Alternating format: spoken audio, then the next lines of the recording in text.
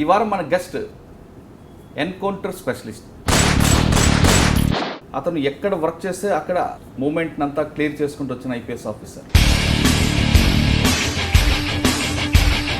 Devendra Singh Chauhan IPS, additional commissioner, Hyderabad city. టెలికాంలో పనిచేస్తున్నప్పుడు district head quarter, district హెడ్గా ఉన్న మీకు ఎన్పిఏకి వచ్చిన తర్వాత ఒక కానిస్టేబుల్ చెప్పిన మాటని హానర్ చేయాలని ఎన్పిఏ రూల్ ఉంటుంది. కొంచెం ఇబ్బంది అనిపించింది అప్పుడు. I will be very honest, ఇనీషియల్లో కొంచెం ఉంచండి.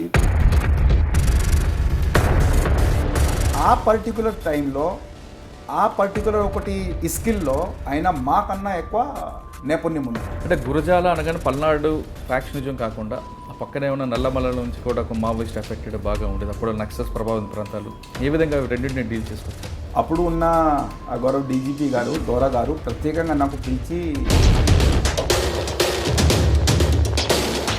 ఫ్యాక్షనిజం విజువల్ పోలీసింగ్ చూపిస్తున్నాయి, అటు కూంబింగ్ చేయడమా లేదంటే ఏ విధంగా మీరు మ్యాన్ పవర్ ఏ విధంగా తీసుకొచ్చారు? యాక్చువల్గా నిజం చెప్పాలంటే దాని గురించి మీరు అక్కడ ఉన్నటువంటి వ్యక్తులతో మాట్లాడితే అది వారు క్లియర్గా చెప్పగలుగుతారు. చౌహాన్ గారు కౌన్సిలింగ్ అంటే తీసుకొచ్చి వీపులో విరగొట్టేవారని కూడా చెప్పడం, వారికి చెప్పడం ఇది సాధారణమైన ఒక పోలీసులో ఉన్నటువంటి విషయము. అంటే వాళ్ళ వీపుల మీద లాఠీలు నన్ను అట్లా నేను చేయలేదు. మీరు చేయలేదు కానీ జయించేవారు అనేది కూడా. గురజాల్లో ఒక చౌరస్తాకి చౌహాన్ చౌరస్తా అని పేరు ఎందుకు పెట్టాల్సి వచ్చింది? కానీ గురజాల పక్కన తీసుకుంటే బిలం ఆర్కే రామకృష్ణ సొంతూరు, ఆయన మూమెంట్ అక్కడ ఉండడం, నల్లమల్ల నుంచి ఎక్కువ దురదృష్టకరమైన సంఘటన కూడా జరిగింది. కొన్ని కేసులో మనం అరెస్ట్ చేసిన తర్వాత ఒక ఎస్ఐ గారికి వారి హత్య చేయడం జరిగింది. గ్రామాలలో అప్పుడు బాగా ఎఫెక్ట్ ఉండేది. బికాజ్ ఈ సహానుభూతి పనులు, ఆదిలాబాద్లో ఎన్ని వాషౌట్లు చేస్తారు.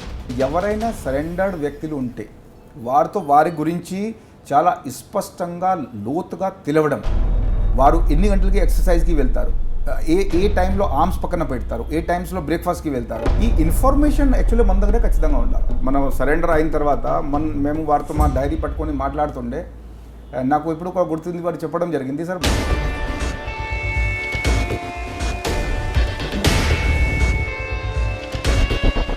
మేదక్లో కూడా అదే సేమ్ కంటిన్యూ చేయడం జరిగింది. మేదక్లో ఒక ఇంట్రెస్టింగ్ ఇన్సిడెంట్ ఏంటి అంటే, ఆఫ్ కోర్స్ ఇది టువర్డ్స్ ద లాస్ట్ ఒక ఎక్స్చేంజ్ ఆఫ్ ఫైర్ జరిగింది.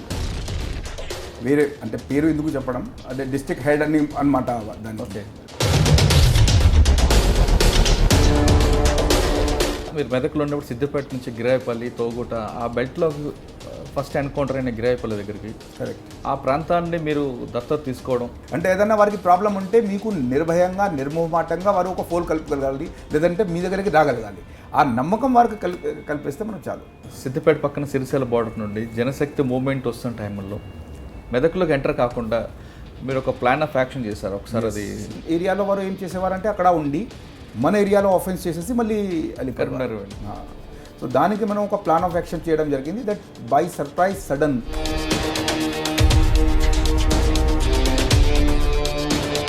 కానీ డాగిల్ సుభాష్ అనేవాడు సిరిసిల్లకి పరిమితి కాకుండా ఏడుపాయల వరకు ఏ విధంగా వచ్చాడు, అక్కడ ఎలాగా అసలు ఆ ఎక్స్చేంజ్ ఆఫ్ ఫైర్ ఎలా జరిగింది? That time he was very notorious, very notorious, highly violent and very notorious. Large number of కేసెస్లో ఉన్నారు.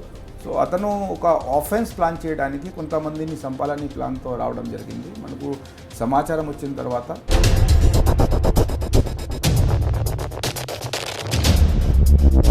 కానీ చౌహాన్ గారి టైంలో ఎక్కువ ఎన్కౌంటర్లు డే టైమే జరుగుతుంటాయి. మనకు ఎనిమీ ఇక్కడ కనపడితే వారు మా మీద ఫైల్ ఓపెన్ చేస్తే డే టైం నైట్ టైం మనం చూస్ చేయలేము. ఫర్ ఎగ్జాంపుల్ వారికి దగ్గరే వచ్చినారు అనుకొని వారు ఏం చేశారంటే ఒక DCS ఒక టీవీ ఛానల్కి ఫోన్ చేశారు.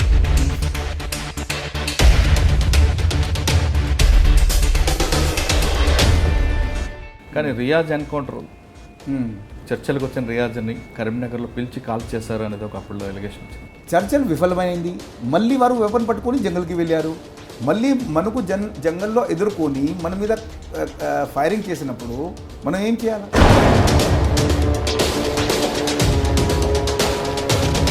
ఇంకా కరీంనగర్లో ఇంకా మేజర్ ఎన్కౌంటర్స్ అన్నీ. Why should we talk only of encounters?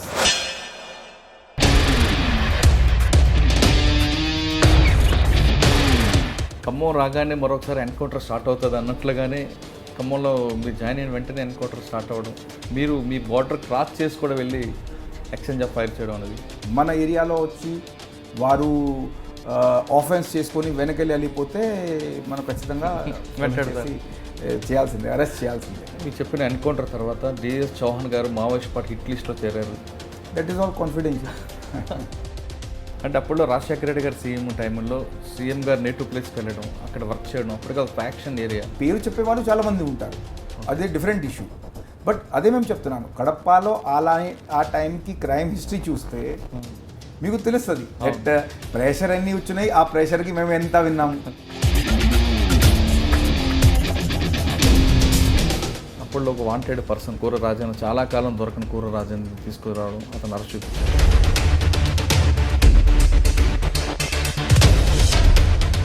దాన్ని అరెస్ట్ చేసేయగలిగాం. But that was also very turning point. Police department నుంచి రిటైర్ అయిన తర్వాత ఏం చేద్దామని అనుకుంటున్నాను. జర్నలిజం నుంచి జాయిన్ చేద్దాం అనుకున్నాం, మీరు అందరూ అవకాశం ఇస్తే చాలా ఇష్టం. కానీ మీదో మరో కోణం, మీరు సంగీత ప్రియుడు, హార్మోనియం వాయిస్తారని. That is one part of my hobby. ఒక పాట మా కోసం.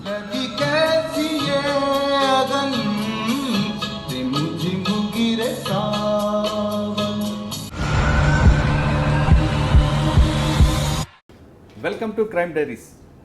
ఈ వారం మన గెస్ట్ ఎన్కౌంటర్ స్పెషలిస్ట్. ఎప్పుడూ నవ్వుతూ ఉండే ఆ ఐపీఎస్ ఆఫీసర్ ఎక్కడ పనిచేసినా అక్కడ ఎన్కౌంటర్లు ఉన్నాయి.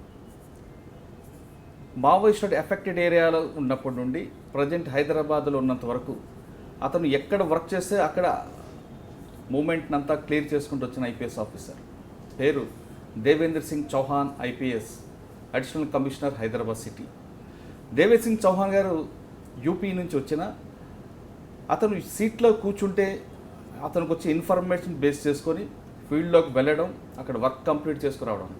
జనరల్గా పోలీస్ సూపరింటెండెంట్ ఆఫ్ పోలీస్ అంటే సీటుకే పరిమితం అవ్వడం, ఏసీ రూమ్లో కూర్చొని వర్క్ చేయడం అనేది జనరల్గా వచ్చి ఉంటుంది. కానీ దేవేంద్ర చౌహాన్ ఫీల్డ్లోకి వెళ్ళి సిబ్బందికి ప్రోవోక్ చేయడం, వాళ్ళకి ఎంకరేజ్ చేస్తూ ఆ ఫీల్డ్లోకి వెళ్ళడం, కూంబింగ్ చేయడం చేశారు. ఒక దశలో మన స్టేట్ బోర్డర్ దాటి వెళ్ళి కూడా ఎన్కౌంటర్ చేసిన స్పెషలిస్ట్ అతను. అయితే అతనికి ఒక చిన్న మైనస్ కూడా ఉంది, సడన్గా కోపం వస్తుంది. అయితే అతని కోపం పాల పొంగులాంటిది అంటారు అతని దగ్గర పనిచేసిన సిబ్బంది. ఆ క్షణంలోనే కోపం వస్తుంది, అప్పుడే చక్కగా మాగిపోతుంది. తర్వాత అందరిని దగ్గరికి తీసుకుంటారని అతని కింద పనిచేసిన సిబ్బంది ఇప్పటికీ చెప్పుకుంటుంటారు. చౌహాన్ సార్ నమస్తే. నమస్కారం మురళి గారు. సార్, దాదాపు మీకు నాకు 15 సంవత్సరాల నుంచి ఫ్రెండ్షిప్ ఉంది, చూస్తున్నాను. అంటే మీరు ఎక్కడ డిస్టర్బెన్స్ ఉందో అక్కడికే చౌహాన్ వెళ్తుంటారు అన్నది, అంటే ఆఫీసర్లు అందరూ గవర్నమెంట్ మిమ్మల్ని ఆ విధంగా నమ్మినట్టుగా కనిపిస్తుంది. గురజాల దగ్గర తీసుకుంటే మీరు కడప అవ్వచ్చు, ఖమ్మం, కరీంనగర్, మెదక్, ఎక్కడైతే మావోయిస్టులు బాగా ప్రాబ్లం ఉందో ఆ ప్రాబ్లం సాల్వ్ అవ్వాలంటే చౌహానే సాల్వ్ చేయాలి అనేది ఒక బ్రాండ్ క్రియేట్ చేసుకొచ్చారు. కానీ మీకు ఒక పాల పొంగు లాంటి ఒక కోపం అయితే ఉంటుంది, నవ్వుతారు కానీ సడన్గా ఒక్కొక్కసారి కోపం వస్తుంది. ఆ కోపం మళ్ళీ పాల పొంగు ఏ విధంగా అయితే తగ్గిపోతుందో అదే విధంగా తగ్గుతుంది అనుకుంటూ అంటుంటారు. ఈ కౌంటర్లు ఎన్కౌంటర్ చేసుకురావడం, కొన్ని రియల్ ఎన్కౌంటర్ కనిపిస్తుంటాయి, కొన్ని ఎక్స్చేంజ్ ఆఫ్ ఫైర్స్ అయి ఉంటాయి, కొన్ని డైరెక్ట్గా మీరు వెళ్ళి చేయడం కూడా ఎన్కౌంటర్లు ఉన్నాయి. ఒకసారి మీ ఫ్యామిలీ బ్యాక్గ్రౌండ్, మీరు ఎలాగ ఐపీఎస్కి రావాల్సి వచ్చింది, ఎందుకు రావాల్సి వచ్చింది, మీ ఫాదర్ మదర్ కావచ్చు. మురళి గారు ధన్యవాదాలు. యాక్చువల్గా మీరు కూడా చాలాసారి వాయిదా పేసిన తర్వాత మనం ఈరోజు మాట్లాడుకుంటున్నాము. కానీ ముందు మీరు ఇచ్చిన ఇంట్రొడక్షన్కి మేము ఇది సరైన ఇంట్రొడక్షన్ కాదని కొద్దిగా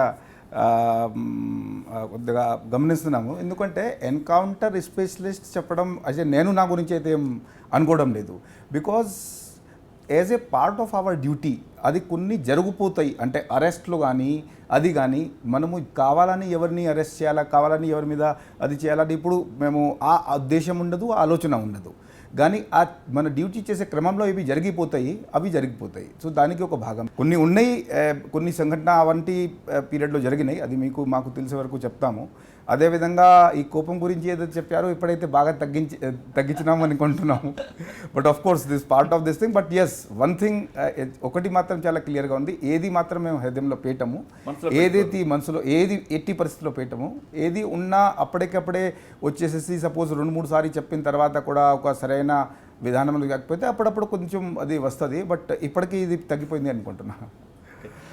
ఫ్యామిలీ బ్యాక్గ్రౌండ్ తిరిగి ఫ్యామిలీ బ్యాక్గ్రౌండ్కి వస్తే ఐపీఎస్ జాయిన్ చేసే ముందు కూడా మేము ఒక సర్వీస్ చేసాము ఇండియన్ టెలికామ్ సర్వీసెస్లో. My father is a retired government servant ఉత్తరప్రదేశ్లో, and of course mother is a homemaker. So with the blessings of my parents వచ్చేసేసి ఫస్ట్ ఇంజనీరింగ్ చేయడం జరిగింది. MTech computer science and technology చేసాము రూర్కీ నుంచి. దాని తర్వాత ఎందుకంటే బికాజ్ ప్రైమర్లీ ఇంజనీర్ కాబట్టి ఒక ఇంజనీరింగ్ ఫీల్డ్లోని వెళ్ళాలనేది నాకు ఒక ఆకాంక్ష ఉండేది ముందు. ఐపీఎస్ గురించి ఆలోచన లేకపోయేది. సో ఇండియన్ టెలికామ్ సర్వీసెస్లో అప్పుడు జాయిన్ అయినాము. కానీ దాని తర్వాత చూసి ప్రత్యక్షంగా స్పష్టంగా ప్రజలకి సేవ, తర్వాత ప్రత్యేకంగా ఏదైతే బలహీన వర్గాల మీద, తర్వాత లేని వారి మీద, వీక్ పర్సన్స్ మీద ఏదైతే ఒత్తిడిలో ఉంటాయో సమాజంలో చూస్తాం మనం కూడా ఏదన్నా చేసే పరిస్థితిలో ఉంటే చేస్తే బాగుంటుంది. అది అప్పుడప్పుడు కొంచెం ఆలోచన ఉండేది.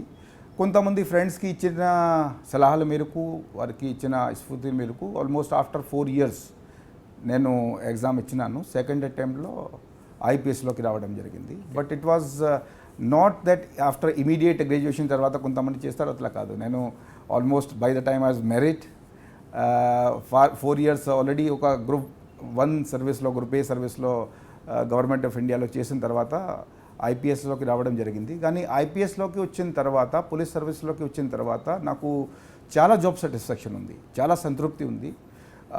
ఇక్కడ లేని జాబ్ సాటిస్ఫాక్షన్ ఇక్కడ వచ్చింది.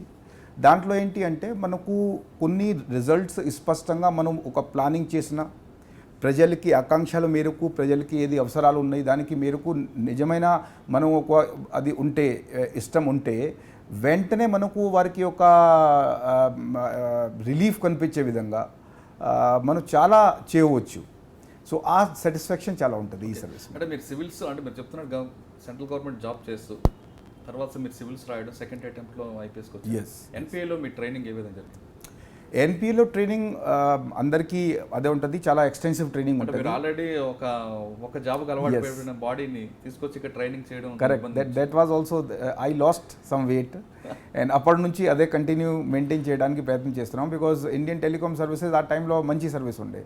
అండ్ ఆ టైంలో I was heading A district. మీకు కూడా బిఎస్ఎన్ఎల్ తర్వాత ఏర్పడింది. That time that was department of telecommunication, direct government of ఇండియాకి ఒక డిపార్ట్మెంట్. సో ఆఫ్ కోర్స్ ఇనీషియల్గా కొద్ది ఉన్నది, కానీ విల్ పవర్ అందరికీ ఉంటుంది. ఎవరైనా ఈ సర్వీస్లోకి వస్తారు, అది విల్ పవర్ ఉంటుంది. సో ఇనీషియల్గా కొద్దిగా ఇబ్బంది ఫీల్ అయినప్పటికీ కూడా ట్రైనింగ్లో ఫిజికల్ ట్రైనింగ్ ఎన్పిఏలో బాగా డిమాండింగ్ ఉంటుంది, physical as well as indoor training. ఎందుకంటే ఎంత ఎక్స్టెన్సివ్ ట్రైనింగ్ చాలా తక్కువ చోట్ల మీకు దొరుకుతుంది. ఎందుకంటే అన్ని విధంగా నాట్ ఓన్లీ బుక్స్ మాత్రంకి పరిమితయి కాదు, దాంట్లో మేము ప్రత్యేకంగా చెప్తాము పోలీస్ సర్వీస్కి ట్రైనింగ్కి కూడా. దట్ మిగతా దాంట్లో ఎట్లా ఉంటుంది అంటే మనము ఒక ఇంటెలిజెన్స్, తర్వాత మనము తయారీ చేసిన విధానం మేరకు ఒక ఇంటెలెక్ట్ కెపాసిటీతో ఒక ఉద్యోగంకి చేరుకోవడం జరుగుతుంది. సో ఆ ఇంటెలెక్ట్కి మీకు రోజుకి రోజు టెస్టింగ్ అవుతూ ఉంటుంది. కానీ పోలీస్ సర్వీస్లో అట్లా మాత్రం కాదు, మీరు ఇంటెలెక్ట్తో వచ్చినా ఇక్కడ అన్ని విధంగా కూడా మీరు ఒక నైపుణ్యం సాధించాలి. Whether you have come from engineering background డాక్టరీ బ్యాక్గ్రౌండ్, మనము అక్కడ వచ్చిన తర్వాత రైడింగ్ చేయగలగాల, స్విమ్మింగ్ చేయగలగాల, రాక్ క్లైంబింగ్ చేయగలగాల, ఫైరింగ్ చేయగలగాల. సో ఏ పరిస్థితిలో కూడా మీ సహచరులతో పాటు, మీ సిబ్బందులతో పాటు కలిసిమెలిసి అదే తోడుగా మీరు అన్ని ఫిజికల్ ఫిట్నెస్ కూడా చూపించగలగాలి. అది లేకపోతే పోలీస్ డిపార్ట్మెంట్లో మనకు ఒక అభిమానం, అదే దాంతోపాటు మన సిబ్బందులకి ఫేద్ దొరకదు. So that is a challenge. మనము వచ్చేది ఒక ఇంటెలెక్ట్ యాంగిల్ నుంచి వచ్చిన తర్వాత ట్రైనింగ్ సాధించి అన్నీ ఇది ఫైరింగ్లో, లాఠీ డ్రిల్లో, తర్వాత వేరే విధంగా డ్రిల్లో, అదేవిధంగా మన రోడ్ వాక్ అండ్ రన్ ఉంటుంది, రకరకాల గ్రేహౌండ్స్కి ట్రైనింగ్ ఉంటుంది. అవి అన్నీ కూడా చేయగలగాలంటే దాంట్లో బాగా విల్ పవర్ అవసరం ఉంటుంది. ఓకే. కానీ మీరు బిఎస్ఎన్ఎల్ అదే టెలికామ్లో పనిచేస్తున్నప్పుడు డిస్ట్రిక్ట్ హెడ్గా ఉన్న మీకు ఎన్పిఏకి వచ్చిన తర్వాత ఒక కానిస్టేబుల్ చెప్పిన మాటను హానర్ చేయాలని ఎన్పిఏ రూల్ ఉంటుంది. కొంచెం ఇబ్బంది అనిపించింది అప్పుడు. ఇనీషియల్గా కొందరికి ఇబ్బంది అనిపిస్తుంది నాకు, but it was for a very brief time. Because to be honest, ఆ వ్యక్తికి రోల్ ఏంటి మనకు అర్థం చేసుకోవాలా, ఆయనకి ఉద్దేశం ఏంటి అర్థం చేసుకోవాలా. ఈ కొంచెం సమస్య మన అందరిలో ఉంటుంది. మనము ఏదైతే వ్యక్తి మాకు చెప్తున్నారో వారికి ఏ అర్థం ఉన్నది, ఏ ఉద్దేశం ఉంది అది అనుకోకుండా మనము రియాక్ట్ అయితే, బికాజ్ వారు మనకు ఒక మంచి ఆఫీసర్ తయారవ్వాలా, రాబోయే రోజుల్లో అన్ని ఛాలెంజెస్ సజావుగా ఫేస్ చేయగలగాల, దాని గురించి వారు ఈ సూచనలు ఇస్తున్నారు. సో కొంతమంది మేము కానిస్టేబుల్కి మేమెందుకు ఆనర్ చేయాలనే ఫీలింగ్ ఉంటుంది కదా. I will be very honest, ఇనీషియల్లో కొంచెం ఉంటుంది, దాని తర్వాత అది ఉండదు. బికాజ్ ఎట్ దట్ టైం అతనికి డ్యూటీ అతను చేస్తున్నారు, మనకు ఫాలో అవ్వాలి. ఓకే, అంటే బికాజ్ ఆ పర్టికులర్ టైంలో ఆ పర్టికులర్ ఒకటి స్కిల్లో ఆయన మాకన్నా ఎక్కువ నైపుణ్యం ఉన్నది. అవును, so I have to honour. Okay, అంటే మీరు అక్కడ ఎన్పిఏలో ట్రైనింగ్ అయిన తర్వాత ఫస్ట్ పోస్టింగ్ ఎక్కడ? ఎన్పిఏలో ట్రైనింగ్ అయిపోయిన తర్వాత మనందరికీ గ్రేహౌండ్స్లో పోస్టింగ్ చేయడం జరుగుతుంది. సో అక్కడ ట్రైనింగ్ అయిపోయిన తర్వాత ఇంచుమించుగా 6 months ఉండేది, బట్ ఇనీషియల్గా కొంచెం తగ్గించి పనిచేయాలి. So first posting was in Greyhounds only. దాని తర్వాత గుంటూరు జిల్లాలో ఒక బాగా ఫ్యాక్షన్ అయిన ఏరియా ఉన్నది, పల్నాడు, మీకు తెలిసి ఉంటుంది. సో గురజాల సబ్ డివిజన్గా ఏఎస్పీగా నియమించడం జరిగింది. ఓకే, అంటే గురజాల అనగానే పల్నాడు ఫ్యాక్షనిజం కాకుండా ఆ పక్కనే ఉన్న నల్లమల్ల నుంచి కూడా ఒక మావోయిస్ట్ ఎఫెక్టెడ్ బాగా ఉండేది. అప్పుడు నక్సల్స్ ప్రభావిత ప్రాంతాలు, ఆర్కే లాంటి ఊరు కూడా ఆ బిలం అది కూడా గురజాల కింద వస్తుంది. ఎస్, అంటే ఇక్కడ 2 రకాలు ఫ్యాక్షన్ క్రైమ్ కనిపిస్తుంటుంది. ఈ రెండింటిని మీరు ఫస్ట్ పోస్టింగ్లో ఏ విధంగా రెండింటిని డీల్ చేసుకొచ్చారు? అది ఒక ఇంట్రెస్టింగ్ ఎక్స్పీరియన్స్. అప్పుడు ఉన్న గౌరవ్ డీజీపీ గారు, దోరా గారు ప్రత్యేకంగా నాకు పిలిచి ఇది చెప్పడం జరిగింది. గురజాలలో ఒక డైరెక్ట్ ఐపీఎస్ ఆఫీసర్ని వేయాలని చాలా కాలం నుంచి చూస్తున్నాము. ఎందుకంటే అక్కడ ఒక ఫ్యాక్షన్ ఉంది. Faction requires visible policing. ఫ్యాక్షన్లో బాగా విజిబిలిటీ ఉండాలా, యూనిఫామ్ ఉండాలా, ఎక్కువ మంది పోయి అది చేయాలా. దెన్ నక్సలైట్ ప్రభావం కూడా అప్పటికి బాగా ఉంది. అంటే నల్లమల్ల మాత్రమే కాదు, గుంటూరు, గురజాల అండ్ చుట్టుపక్కల డివిజన్ కూడా పూర్తిగా ఎఫెక్టెడ్. సో అప్పుడు సార్ మాకు బ్రీఫింగ్ తర్వాత స్ఫూర్తి ఇచ్చారు that I want you to go and do that. So వారికి ఆదేశాల మేరకు మన ఎస్పీ గారు అప్పుడు ఉన్న ఎస్పీ గారికి సలహాల మేరకు మనం అక్కడ చేసాము. Almost I think I was the first IPS officer to do that there. And 2 years complete చేసినాం. Even after promotion I was continued there. Okay. As ASP grade 1. So that was definitely challenging as well as interesting. ఎందుకంటే faction చాలా ఉన్నది అక్కడ. అప్పుడు huge number of attacks, counter attacks జరిగేది. At one point of time ఒక చిన్న ఉదాహరణ చెప్పాలంటే, నేను లీవ్లో ఉన్న టైంలో at one point of time 7 murders జరిగినాయి ఒక ఎక్స్పర్ట్లో. అదేవిధంగా ఎక్స్ట్రీమిజం గురించి కొంచెం మీకు దానికి ఒక ఎగ్జాంపుల్ చెప్పాలంటే, నేను అక్కడ ఉన్నప్పుడు లోకల్ బాడీ ఎలక్షన్స్లో మన సబ్ డివిజన్ మనం చాలా తిరిగాము, చూసాము. బట్ మన పక్కన సబ్ డివిజన్లో మన సబ్ డివిజన్ నుంచి కొంచెం దూరంగా ఒక బ్లాస్టింగ్లో 10 police persons died. That was the level of extremist affected. 10 police persons ఒక దాంట్లో died. So hugely extremist affected and faction affected. So ఈ 2 కలిపి చేయగలిగాము. కొన్ని ఎక్స్చేంజ్ ఆఫ్ ఫైర్ అయినాయి, కొన్ని మంచి అంటే ఏ విధంగా మీరు మైండ్ సెట్ మార్చుకుంటూ, అంటే ఫ్యాక్షనిజం విజువల్ పోలీసింగ్ చూపిస్తున్నాయి, అటు కోంబింగ్ చేయడమా, లేదంటే ఏ విధంగా మీరు మ్యాన్ పవర్ ఏ విధంగా తీసుకొచ్చారు? యాక్చువల్గా నిజం చెప్పాలంటే దాని గురించి మీరు అక్కడ ఉన్నటువంటి వ్యక్తులతో మాట్లాడితే అది వారు క్లియర్గా చెప్పగలుగుతారు. బట్ ఎందుకంటే నేను ఏం చెప్పాలా, బట్ మొత్తానికి లెర్నింగ్ గ్రౌండ్, సీనియర్ ఆఫీసర్స్ బాగా దానికి ఒక మనకు గైడెన్స్ ఇచ్చారు. సో ఫ్యాక్షన్స్లో ఒక విజిబుల్ పోలీసింగ్ ప్రకారంగా తర్వాత మనము చాలా నిష్పక్షపాతంగా ఉంటే, ట్రాన్స్పరెంట్గా ఉంటే, we have to be brutally transparent and brutally impartial for faction and equally tough to all whose ever wants to resolve to violence. Nothing great. In fact most of the policing మనం చేసేది దాంట్లో common sense and nothing great. So దానికి మూలంగా first వారికి అందరికీ తెలిస్తే, చాలా స్పష్టంగా తెలిస్తే that we are not partial to anyone. తర్వాత ఎవరికి ప్రెషర్లో రాము అని తెలిస్తే, ఎలాంటి ప్రాబ్లం అది ఏమో అని తెలిస్తే ఆటోమేటిక్గా కొంతవరకు సెట్ అయింది. సార్, గురజాలలో మీరు చెప్తున్నట్లుగా బీ బోర్డర్కి పక్కన సబ్ డివిజన్లో మావోయిస్టులు పెట్టిన దీంట్లో పోలీసులు చనిపోవడం, మరోవైపు ఇక్కడ మర్డర్స్ వరుసగా జరగడం, మీరు చెప్పిన లీవ్ రోజు నాడు, అంటే ఈ డిఫరెంట్ క్రైమ్ చూసినప్పుడు మీకు ఏమనిపించింది, దీన్ని ఎలా కంట్రోల్ చేయాలనుకున్నారు? అంటే మీరు ఫ్యాక్షన్ వరకు అంటే విజువల్ పోలీసింగ్ పెట్టుకున్నారు, ఎస్ కానీ మావోయిస్టుల వరకు ఏ విధంగా తెచ్చుకోవచ్చు? కరెక్ట్. ఇది మేము అంతకుముందు మీకు చెప్పేది దట్ వైలెంట్ క్రైమ్ అక్కడ చాలా ఎక్కువ ఉండేది పల్నాడు ఏరియాలో. సో ఫస్ట్ ఆఫ్ ఆల్ మన అందరికీ మేము నిష్పక్షపాతంగా ట్రాన్స్పేరెంట్గా ఉంటాము, but at the same time చట్టు వ్యతిరేకంగా పనిచేస్తే చాలా కఠినంగా వివరిస్తాం అనేది కూడా చెప్పడం జరిగింది, చూపించడం జరిగింది అన్ని కేసులు. కానీ చౌహాన్ గారి కౌన్సిలింగ్ అంటే తీసుకొచ్చి వీపులో విరగొట్టేవారని కూడా. అది చట్టు వ్యతిరేకంగా మనం ఏం పని చేయలేదండి. కౌన్సిలింగ్లో పిలిపించి చెప్పడం, వారికి నచ్చ చెప్పడం ఇది సాధారణమైన ఒక పోలీసులో ఉన్నటువంటి విషయము. కానీ అప్పుడు ఏ వ్యక్తికి ఏ విధంగా అర్థం అయితే ఆ విధంగా చెప్పడం. అంటే వాళ్ళ వీపుల మీద లాఠీలు నన్ను అట్లా నేను చేయలేదు. మీరు చేయలేదు కానీ జయించేవారు అనేది కూడా ఉంది. నన్ను చేయించేవారు కాదు. కానీ అదేవిధంగా no, there was nothing of that sort. There was nothing of that sort. Whatever I did was very well within the limits of law. But ఎక్కడైనా అది ఉంటే వారికి ఎలాంటి చట్టు ప్రకారంగా చర్య ఖచ్చితంగా కఠినంగా చేయడం జరిగింది. అండ్ స్లోగా అది డెమాన్స్ట్రేటివ్ ఎఫెక్ట్ చేయడం జరిగింది. తర్వాత పదే పదే విలేజ్కి విజిట్ చేయడం, పదే పదే దాంట్లో రేడ్ చేయడం, అన్ని గొంబులు ఆల్మోస్ట్ మోర్ దెన్ 2000 బాంబులు మనం రికవర్ చేయడం జరిగింది. ఇక్కడైతే తయారు చేస్తున్నారు అక్కడ పోయి దాడి చేసేసి చేయడం, ఇవన్నీ చర్య తీసుకోవడం. కానీ అధికార పార్టీ ఎమ్మెల్యే ఇంట్లో కూడా మీరు సోదాలు చేస్తున్నప్పుడు మీకు ఎలాంటి ఇబ్బందులు వచ్చాయి? తప్పు చేసినప్పుడు మనము అందరికీ చూడాల్సిందే. బికాజ్ ఇప్పుడు మేము ఒకటి ఏదో దాంట్లో ఒక లెట్ మీ బీ ఆనెస్ట్, ఏదో హీరోయిజం కానీ యాక్ట్ గురించి కాదు. See we have to be absolutely fair. Public లేకపోతే రెస్పెక్ట్ చేయరు, నమ్మకం పెట్టరు మన మీద.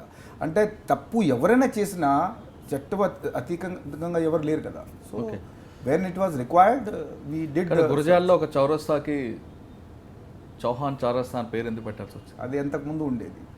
That was there. అని ఎందువల్ల దానికి ఎందుకు అంత చౌహాన్ అంటే మీరు డైరెక్ట్గా మీరు వాడుతూనే అడగాల. Okay.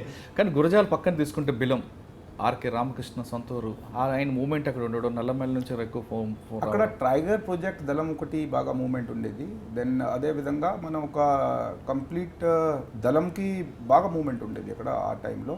Almost half of the district was affected. ఆ టైంలో కొన్ని ఎక్స్చేంజ్ ఆఫ్ ఫైర్ జరిగాయి జనశక్తితో. తర్వాత ఒక టైగర్ దళం ప్రాజెక్ట్ సిఓ కూడా దాంట్లో మరణించడం జరిగింది. దాంట్లో యాక్చువల్గా ఇనీషియల్గా మనం కూడా బాగా అది యాక్షన్ తీసుకోవడంతో పాటు ఒక చాలా దురదృష్టకరమైన సంఘటన కూడా జరిగింది. కొన్ని కేసులో మనం అరెస్ట్ చేసిన తర్వాత ఒక ఎస్ఐ గారికి వారి హత్య చేయడం జరిగింది. సో నేచురల్గా మనము కూడా మన వైపు నుంచి ఇన్ఫర్మేషన్ సేకరించి యాక్షన్ చేసినాము, దానికి ఫలితాలు కూడా వచ్చినాయి. బట్ మొత్తానికి గ్రామాలలో అప్పుడు బాగా ఎఫెక్ట్ ఉండేది. బికాజ్ ఈ సహానుభూతి పరులు, తర్వాత వారికి సపోర్టర్స్ కొన్ని గ్రామాల్లో పోలీసు వారు పోలేకపోయేవారు. సో అలాంటి అన్ని చోట్ల కూడా ఆ నెట్వర్క్ మనం తీసి కొంతమందిని కౌన్సిలింగ్ చేసి, కొంతమందిని సంజాయించి మీటింగ్స్ చేసేసి చాలా మటుకు న్యూట్రలైజ్ చేయడానికి ప్రయత్నం చేయడం జరిగింది. అదేవిధంగా కొన్ని ఎక్స్చేంజ్ ఆఫ్ ఫైర్ కూడా జరిగినాయి, అరెస్ట్ కూడా చాలా జరిగింది. అంటే ఫస్ట్ పోస్టింగ్లోనే 2 క్రైమ్లు మీరు నేర్చుకున్నారు. గురజాల అనేది మీకు నేర్చుకోవడానికి అవకాశం వచ్చింది కాబట్టి నేర్చుకున్నాం. ఇప్పుడు ఛాలెంజ్ అనుకుంటే ఎవరైనా నేర్చుకుంటారు. సో అంతా I should be thankful to the DGP to consider me worthy and fit to post there. But it was a good learning point definitely.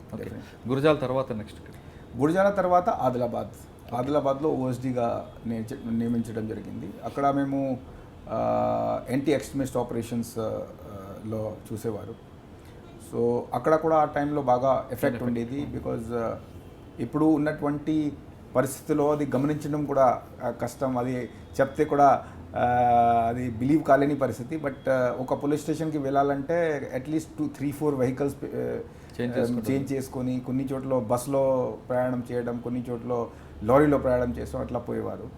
So Adilabad also చాలా వాస్ట్ డిస్ట్రిక్ట్ ఉంది. ఆఫ్ కోర్స్ ఈస్ట్ వైపు ఎడిషన్స్పి బీలంపల్లి చూసేవారు మనం. కానీ చాలా booth దళం, తర్వాత చాలా దళాలు ఉండేది అక్కడ కూడా కొన్ని గోవినా ఎన్కౌంటర్, ఒకటి మంచి ఎన్కౌంటర్ ఎక్స్చేంజ్ ఆఫ్ ఫైర్ జరిగింది. సో అలాంటి సిచ్యువేషన్స్లో కూడా అదే లెర్నింగ్ కంటిన్యూ అయింది. ఓకే. ఆదిలాబాద్లో ఎన్ని వాష్అవుట్లు చేస్తారు? అది ఎగ్జాక్ట్ నేను washout I don't know, washout ఏమంటాం కానీ ఎక్కడైతే ఫీల్డ్లో అలాంటి అవకాశం వచ్చింది ఈ స్పెషల్ పార్టీస్కి మనం బాగా తయారు చేసి అక్కడ బాగా మంచి స్పెషల్ పార్టీస్ ఉండే ఆదిలాబాద్లో ఉన్నటువంటి స్పెషల్ పార్టీస్ అక్కడ local constables they were very good. So వారితో పాటు చాలా టైం స్పెండ్ చేయడం, వారితో పాటు చాలా స్వయంగా కూడా మేము చాలా చోట్ల వెళ్ళాము. ఎందుకంటే గ్రేహౌండ్స్లో కూడా 3-4 months కంటిన్యూస్గా తిరగడం జరిగింది. సో అది ఒక మంచి ఫౌండేషన్ వచ్చింది. దాంతోపాటు ఈ ఆల్ ట్రైబల్ ఏరియాలలో, పేదవారికి ఏరియాలలో, విలేజెస్లో పోయి ఈ ఓన్లీ ఒక మన మిలిటరీ ప్రకారంగా ఆర్మ్స్ స్ట్రగల్కి అది చేయడం మాత్రమే కాదు, దాంతోపాటు మనము ఆ యాంగిల్లో కూడా పోవడం జరిగింది. మన అప్పుడు ఉన్న ఎస్పీ గారు మన అందరూ కూడా ఊరికి వెళ్ళేవారు, వారికి సమస్యలు వినేసి తర్వాత వారికి కొంత అవగాహన ఉండాలి. సో అవగాహన కల్పించడం, దాంతోపాటు ఆ గ్రామాల్లో మనకు కూడా పోలీస్ వారి గురించి ఒక మంచి అవగాహన తీసుకురావటం, సో దట్ వారు కొంతమంది తెలిసి తెలియక వారిని నమ్మి చేస్తారు. సో వారికి తెలిస్తే, వారికి అవకాశం ఇస్తే ఖచ్చితంగా మన వైపు కూడా వస్తారు. సో ఒకవైపు ఇది ఈ యాక్షన్ చేయడం, ఒకవైపు మనం అవసరం ఉన్నప్పుడు, అవకాశం వచ్చినప్పుడు మిలిటరీ ప్రకారంగా యాక్షన్ చేయడం వల్ల కొద్దిగా అది వచ్చింది. ఎక్స్చేంజ్ ఆఫ్ ఫైర్స్ చేయడం, ఎక్స్చేంజ్ ఆఫ్ ఫైర్స్ కూడా. ఓకే. ఆదిలాబాద్ తర్వాత ఆదిలాబాద్లో కూడా అది మీరు దాని గురించి మాట్లాడితే, ఆదిలాబాద్లో ఒక సీనియర్ జర్నలిస్ట్ గారు ఉన్నారు, హర్పాల్ సింగ్. సో ఆయన కూడా ఒక బుక్ రాశారు, దాంట్లో ఒక చాప్టర్ నా దానికి దీని మీద కూడా ఉన్నది. So basically it was both these strategies. But ఆదిలాబాద్లో ఒకటి మాత్రం ఉన్నది, ఇంకొకటి విషయం దట్ ఎవరైనా సరెండర్డ్ వ్యక్తులు ఉంటే వారి గురించి చాలా స్పష్టంగా లోతుగా తెలవడం, వాట్ ఈస్ దేర్ స్ట్రాటజీ, వారు ఎన్ని గంటలకి ఎక్సర్సైజ్కి వెళ్తారు, ఏ టైంలో ఆర్మ్స్ పక్కన పెడతారు, ఏ టైమ్స్లో బ్రేక్ఫాస్ట్కి వెళ్తారు, ఏ ఊరు తిరుగుతారు, ఎక్కడ ఉంటారు, ఎవరితో టచ్లో ఉంటారు, ఈ ఇన్ఫర్మేషన్ యాక్చువల్లీ మన దగ్గరే ఖచ్చితంగా ఉండాలి. ఒక విషయం చెప్పాలంటే few things are good remembrance. ఒక సియు మనం సరెండర్ అయిన తర్వాత మేము వారితో మా డైరీ పట్టుకొని మాట్లాడుతుండే, నాకు ఇప్పుడు కూడా గుర్తుంది, వారు చెప్పడం జరిగింది, సార్ మా నెట్వర్క్ గురించి మాకన్నా ఎక్కువ మీకే తెలుసు. టైం టేబుల్ ఊరు గురించి వారు చెప్తుండే, అక్కడ మీకు తెలిసిన వారు ఎవరు ఉన్నారంటే నేను వారు కొన్ని పేరు మర్చిపోతే ఈయన కూడా ఉన్నారని చెప్తుండగా ఆయన అకస్మాత్తుగా అది చెప్పడం జరిగింది, మా నెట్వర్క్ గురించి సార్ మాకన్నా ఎక్కువ మీకే తెలుసు. అంటే ఆ నెట్వర్క్, గ్రౌండ్ నెట్వర్క్ ఏ విధంగా మీరు బిల్డప్ చేసుకొచ్చారు? యాక్చువల్లీ పబ్లిక్తో relationship. Yes, same now Adilabad తర్వాత మీరు అడుగుతున్నారు, సేమ్ వాజ్ ఇన్ మేదక్. మేదక్లో కూడా అదే సేమ్ కంటిన్యూ చేయడం జరిగింది. మేదక్లో ఒక ఇంట్రెస్టింగ్ ఇన్సిడెంట్ ఏంటి అంటే, ఆఫ్ కోర్స్ ఇది టువర్డ్స్ ద లాస్ట్ ఒక ఎక్స్చేంజ్ ఆఫ్ ఫైర్ జరిగింది. అప్పుడు ఉన్నటువంటి ఈ డిస్ట్రిక్ట్ సెక్రటరీ, అప్పుడు ఇది డేగల్ సుభాష్ కాదు, ఆయన జనశక్తి, వేరే అంటే పేరు ఎందుకు చెప్పడం, అంటే డిస్ట్రిక్ట్ హెడ్ అని అనమాట దానికి. సో డిస్ట్రిక్ట్ కమిటీ సెక్రటరీ ఉండేవారు, DCS. ఓకే. సో DCS ఒక ఎక్స్చేంజ్ ఆఫ్ ఫైర్లో మనం ఉన్న దాంట్లో తప్పించుకున్నారు, కొన్ని పడినాయి, కొన్ని తప్పించుకున్నారు. దాని తర్వాత నేను ట్రాన్స్ఫర్ అయ్యి కరీంనగర్ వెళ్ళినప్పటికీ కూడా వారు సరెండర్ చేసిన తర్వాత అక్కడ ఉన్న ఆఫీసర్స్కి చెప్పారు నేను చౌహాన్ గారితో కలవాలి ఒకసారి. సో వారు ఆఫీసర్ కూడా కొద్దిగా ఆశ్చర్యపడారు, ఎందుకు కలవాలనేది కాదు. Then he came to me, కరీంనగర్కి వచ్చారు వరుసగా. కరీంనగర్లో వచ్చిన తర్వాత అదే చెప్పారు, సార్ మీకు. Then I was surprise that మీరు ఇక్కడ ఎందుకు వచ్చారంటే, దెన్ వారు చెప్పారు, సార్ మీరు గ్రామాలు పోవడం, ఒకవైపు ఇది చేయడం, ఇది నాకు మన అందరికీ మీరు ఎలాంటి దారి లేకుండా చేసేసారు ఆ ప్లేస్లో. మీరు కూడా అప్పుడు ఉండే, మీరు చూసారు మన జిల్లా కలెక్టర్ గారు, మనము రేషన్ పంపిణీ కానీ, ఇది పెన్షన్ స్కీమ్స్ కానీ, దాంట్లో ఎలాంటి లోపాలు లేకుండా ఒకవైపు నుంచి. సో పబ్లిక్కి సరి అయిన న్యాయం, సరి అయిన సదుపాయాలు దొరకడం, బోత్ రెవెన్యూ వైపు నుంచి వారు చూస్తున్నారు. అదేవిధంగా ఇంకా ఎవరైనా తప్పుదారిలో వెళ్ళినప్పుడు మనం కఠినంగా వివరించడం. అంటే మావోయిస్టులకి మీరు డోర్స్ అండ్ క్లోజ్ చేసుకొచ్చారు విలేజర్లో? I'm not saying that, one of the persons. Okay sir, మీరు ఆదిలాబాద్ టు మెదక్ వచ్చారు. మెదక్ వచ్చిన తర్వాత కూడా అక్కడ కూడా కొంత ఎన్కౌంటర్స్, లాండెడ్ ప్రాబ్లమ్స్ కొన్ని ఉండేవి BHL లాంటి ఫ్యాక్టరీస్లో. కరెక్ట్. మెదక్లో మీకు తెలుసు, అంతకుముందు గతంలో people use to tell me that Medak చాలా ఒక టైంలో బాగా నోటరియస్ ఏమైంది అంటే, PWG మార్టర్స్ వీక్ టైంలో ఒక్క రోజులో 5 బ్లాస్టింగ్ జరిగినాయి. మీకు కూడా యువర్ దేర్. గోపీకృష్ణ గ్రెనేడ్స్ నుంచి ఆల్మోస్ట్ ఎంటైర్ డిస్ట్రిక్ట్లో. అండ్ ఇటు నర్సాపూర్ దుబాక్ దళం అన్నీ ఉండేవి. దాంతోపాటు జనశక్తికి బాగా ప్రభావం అక్కడ ఉండేది. దేగుల సుభాష్ కానీ ఇంకొకరు కానీ. సో ఒకవైపు జనశక్తికి కొన్ని అరెస్ట్లు చాలా జరిగినాయి. అదేవిధంగా Degula Subhash was very notorious. So ఆయన కూడా ఒక ఎక్స్చేంజ్ ఆఫ్ ఫైర్లో మరణించడం జరిగింది అదే పీరియడ్లో. అదేవిధంగా ఈ సర్పంచ్కి చేయడానికి వచ్చేటప్పుడు ఒక యాక్షన్ టీమ్ ఎక్స్చేంజ్ ఆఫ్ ఫైర్లో పడడం. దాంతోపాటు మెయిన్గా గ్రామాల్లో మనం వేలిన తర్వాత మన చిత్తశుద్ధితో మనస్ఫూర్తిగా వారికి సంక్షేమం గురించి మాట్లాడినప్పుడు వారికి తెలుస్తుంది, నిజంగా తెలుస్తుంది దట్ నక్సలైట్తోని పోయేటప్పుడు మనకు లాభం ఏం లేదు, నష్టాలు ఉంటాయి. వారు తన స్వార్థాల గురించి పనిచేస్తున్నారు తప్పే. If we are doing our job well then గ్రామాలకి ఖచ్చితంగా అర్థమవుతుంది. సో అదే మనం చేసాం. సార్, సిద్దిపేట మీరు మెదక్లో ఉన్నప్పుడు సిద్దిపేట నుంచి గిరాయపల్లి, తోగుట ఆ బెల్ట్లో ఫస్ట్ ఎన్కౌంటర్ అయిన గిరాయపల్లి దగ్గరికి, కరెక్ట్, ఆ ప్రాంతాన్ని మీరు దత్తత తీసుకోవడం, అది చేయడం వల్ల మీకు ఎలాంటి రిజల్ట్స్ వచ్చాయండి? యాక్చువల్గా అక్కడ ఒక నక్సలైట్ యాక్టివిటీస్తో పాటు మిగతా అన్ని చోట్ల కూడా అక్కడ కూడా కొన్ని గ్రామాల్లో ఒక నారాయణ ఖేడ్ అంతే కొద్దిగా లా అండ్ ఆర్డర్ డిస్టర్బెన్స్. తర్వాత కొన్ని చోట్ల ఈ ఆర్సీపురం, సదాశివపేట ఇలాంటి ఏరియాల్లో ప్రాపర్టీ ఆఫెన్స్, డెకాయిటీ బాగా ఉండటం, వైలెంట్ ప్రాపర్టీ ఆఫెన్సెస్. సో గిరాయపల్లి గురించి మాట్లాడితే గ్రామాలని దత్తకంటే ఏ గ్రామాల్లో వారికి ప్రభావం ఎక్కువ ఉంది. మీరు ఇంతవరకు నెట్వర్క్ గురించి చెప్పారు. నెట్వర్క్ ఏం లేదు. బేసికలీ మనం వారితో మాట్లాడితే వారికి ఏదన్నా సమస్యలు ఉంటే మేము ఉంటాము అని భరోసా కల్పించగలిగితే, అంటే ఏదన్నా వారికి ప్రాబ్లం ఉంటే మీకు నిర్భయంగా నిర్మోహమాటంగా వారు ఒక ఫోన్ కలపగలగాలి, లేదంటే మీ దగ్గరికి రాగలగాలి. ఆ నమ్మకం వారికి కల్పిస్తే మనం చాలు. సో అది గిరాయపల్లి పోలీస్ స్టేషన్ కూడా మీరు అవుట్ పోస్ట్ కూడా ఓపెన్ చేయించారు. Girayapalli out post I think that was already there. Yes reopening చేయడం జరిగింది. సో అలాంటి ఇక్కడెక్కడ వారికి ప్రభావం ఎక్కువ ఉంది అలాంటి గ్రామాల్లో దత్తకంటే మనము జిల్లా కలెక్టర్ గారు ఇప్పుడు బాగా మంచి కోఆపరేషన్ ఇచ్చేవారు. Very dynamic officer. అగర్వాల్ అనుకుంటా, అనిల్ సింగల్ గారు. సో వారితో వారు కూడా అది అర్థం చేసుకొని దత్తకంటే ఆ గ్రామాల్లో మనం పోయి ఏ డిపార్ట్మెంట్ సంబంధించిన సమస్య ఉంటే అవి అన్నీ లిస్ట్ అవుట్ చేసేసి మనము జిల్లా కలెక్టర్ గారికి ఇచ్చిన తర్వాత వెంటనే అక్కడ అన్ని సమస్యలు పరిష్కారం కావడం, వారికి ఏది చిన్న అవసరాలు ఉన్నాయి అది కల్పించడం. దాని మూలంగా సో ఈవెన్ మీరు అప్పుడు ఉన్నటువంటి న్యూస్ పేపర్లో చూస్తే మనము ఈ రేషన్ పంపిణీతో పాటు పెన్షన్ పంపిణీతో పాటు ప్రతి ఒక్క దాంట్లో పోలీస్కి భాగం ఉంది. So that was one thing which yielded result. At the same time ఈ వైలెంట్ క్రైమ్స్ మీద చాలా పెద్ద ఎత్తనంగా దృష్టి పెట్టించి ఈవెన్ ఒక డెకాయిట్ కూడా ఎక్స్చేంజ్ ఆఫ్ ఫైర్లో మరణించడం జరిగింది. సో చాలా మటుకు అది ఏరియాలో కొద్దిగా ఫలితాలు వచ్చినాయి. ఇదే విధంగా జనశక్తికి కొన్ని అరెస్ట్ జరిగాయి, దేగుల సుభాష్కి ఎక్స్చేంజ్ ఆఫ్ ఫైర్ జరిగింది, అక్కడ కూడా జరిగింది.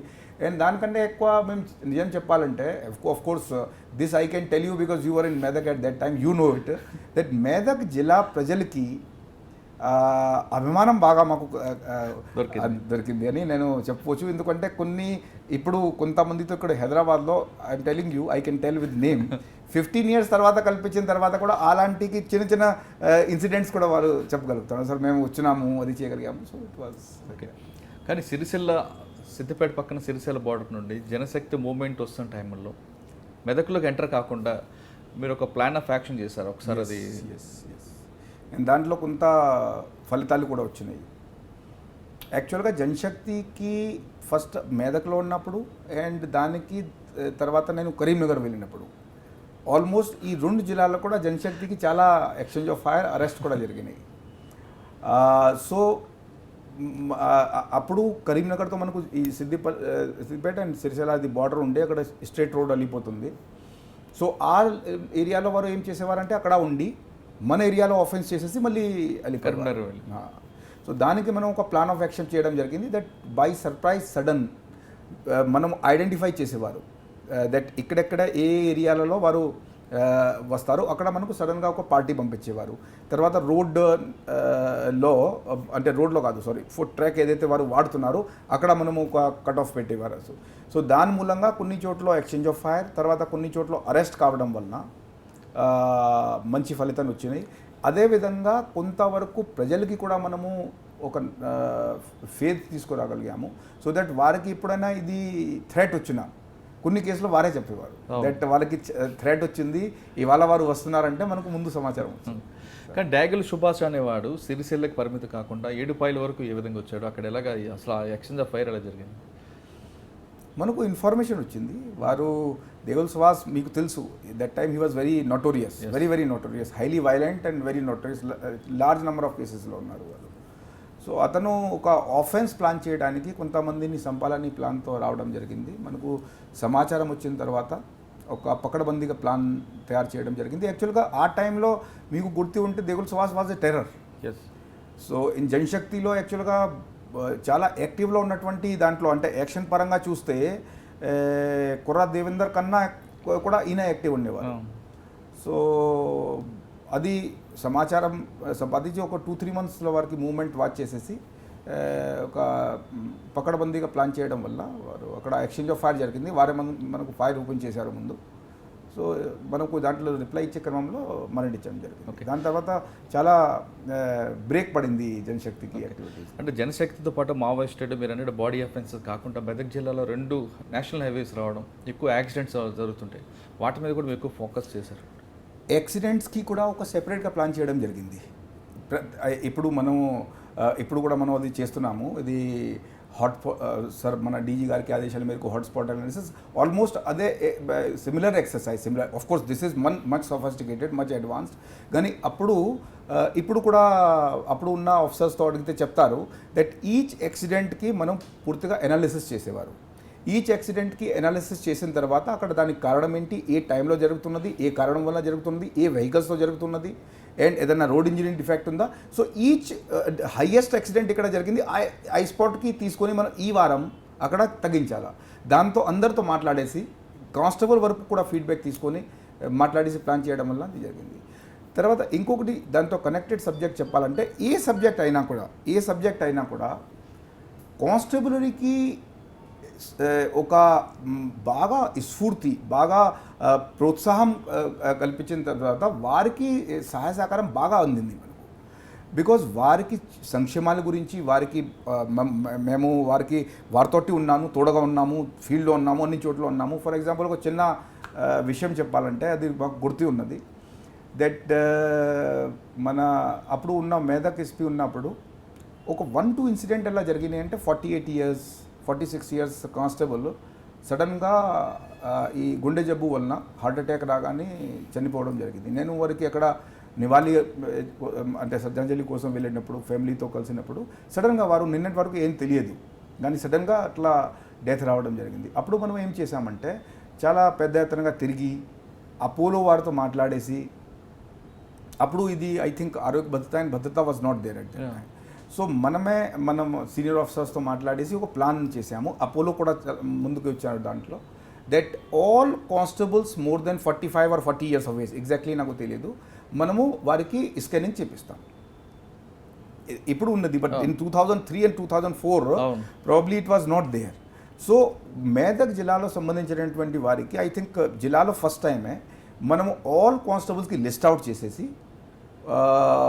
ఒక పర్టికులర్ వయసు పైన ఉన్న వారికి అందరికీ స్కానింగ్ చేయించడం జరిగింది, పర్టికులర్లీ హార్ట్ సంబంధించినటువంటి కేసులో. సో ఎంజియోప్లాస్టీ అపోలోలో ఫస్ట్ వారు ఇక్కడ వచ్చి స్క్రీనింగ్ చేశారు, కొంతమందికి అపోలో తీసుకువెళ్ళారు. ఐ రిమెంబర్ వెరీ క్లియర్లీ, అంటే as a matter of satisfaction that కొంతమంది దాని తర్వాత హెడ్ కానిస్టేబుల్స్ వారి ఫ్యామిలీతో సహా రావడం జరిగింది.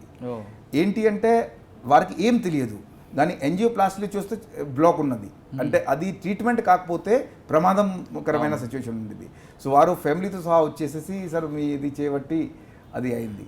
అండ్ దానికి మేదక్తో ప్రజలతో మేదక్ కానిస్టేబుల్తో ఉన్న అనుబంధానికి ఇంకొకటి సమస్య కాదు, ఇంకొకటి సంఘటన ఎగ్జాంపుల్ చెప్పాలంటే when I was DIG Warangal in 2011 Medak నుంచి ఒక కానిస్టేబుల్ గారు అక్కడ వచ్చినారు.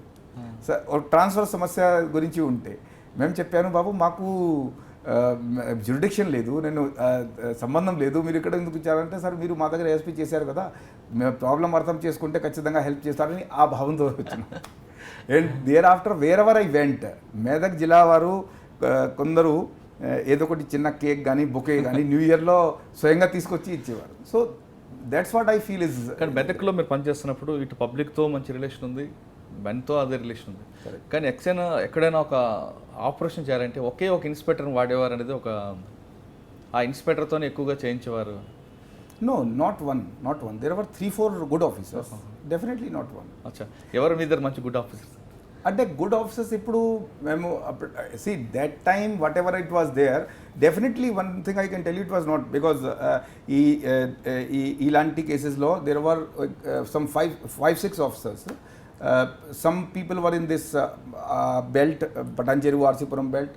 Then there were some people in the Siddipet belt. Then there were some people in the Medak. వీళ్ళందరూ మిక్స్ చేసి ఒక task. Yes, there was a good team of 5-6 officers.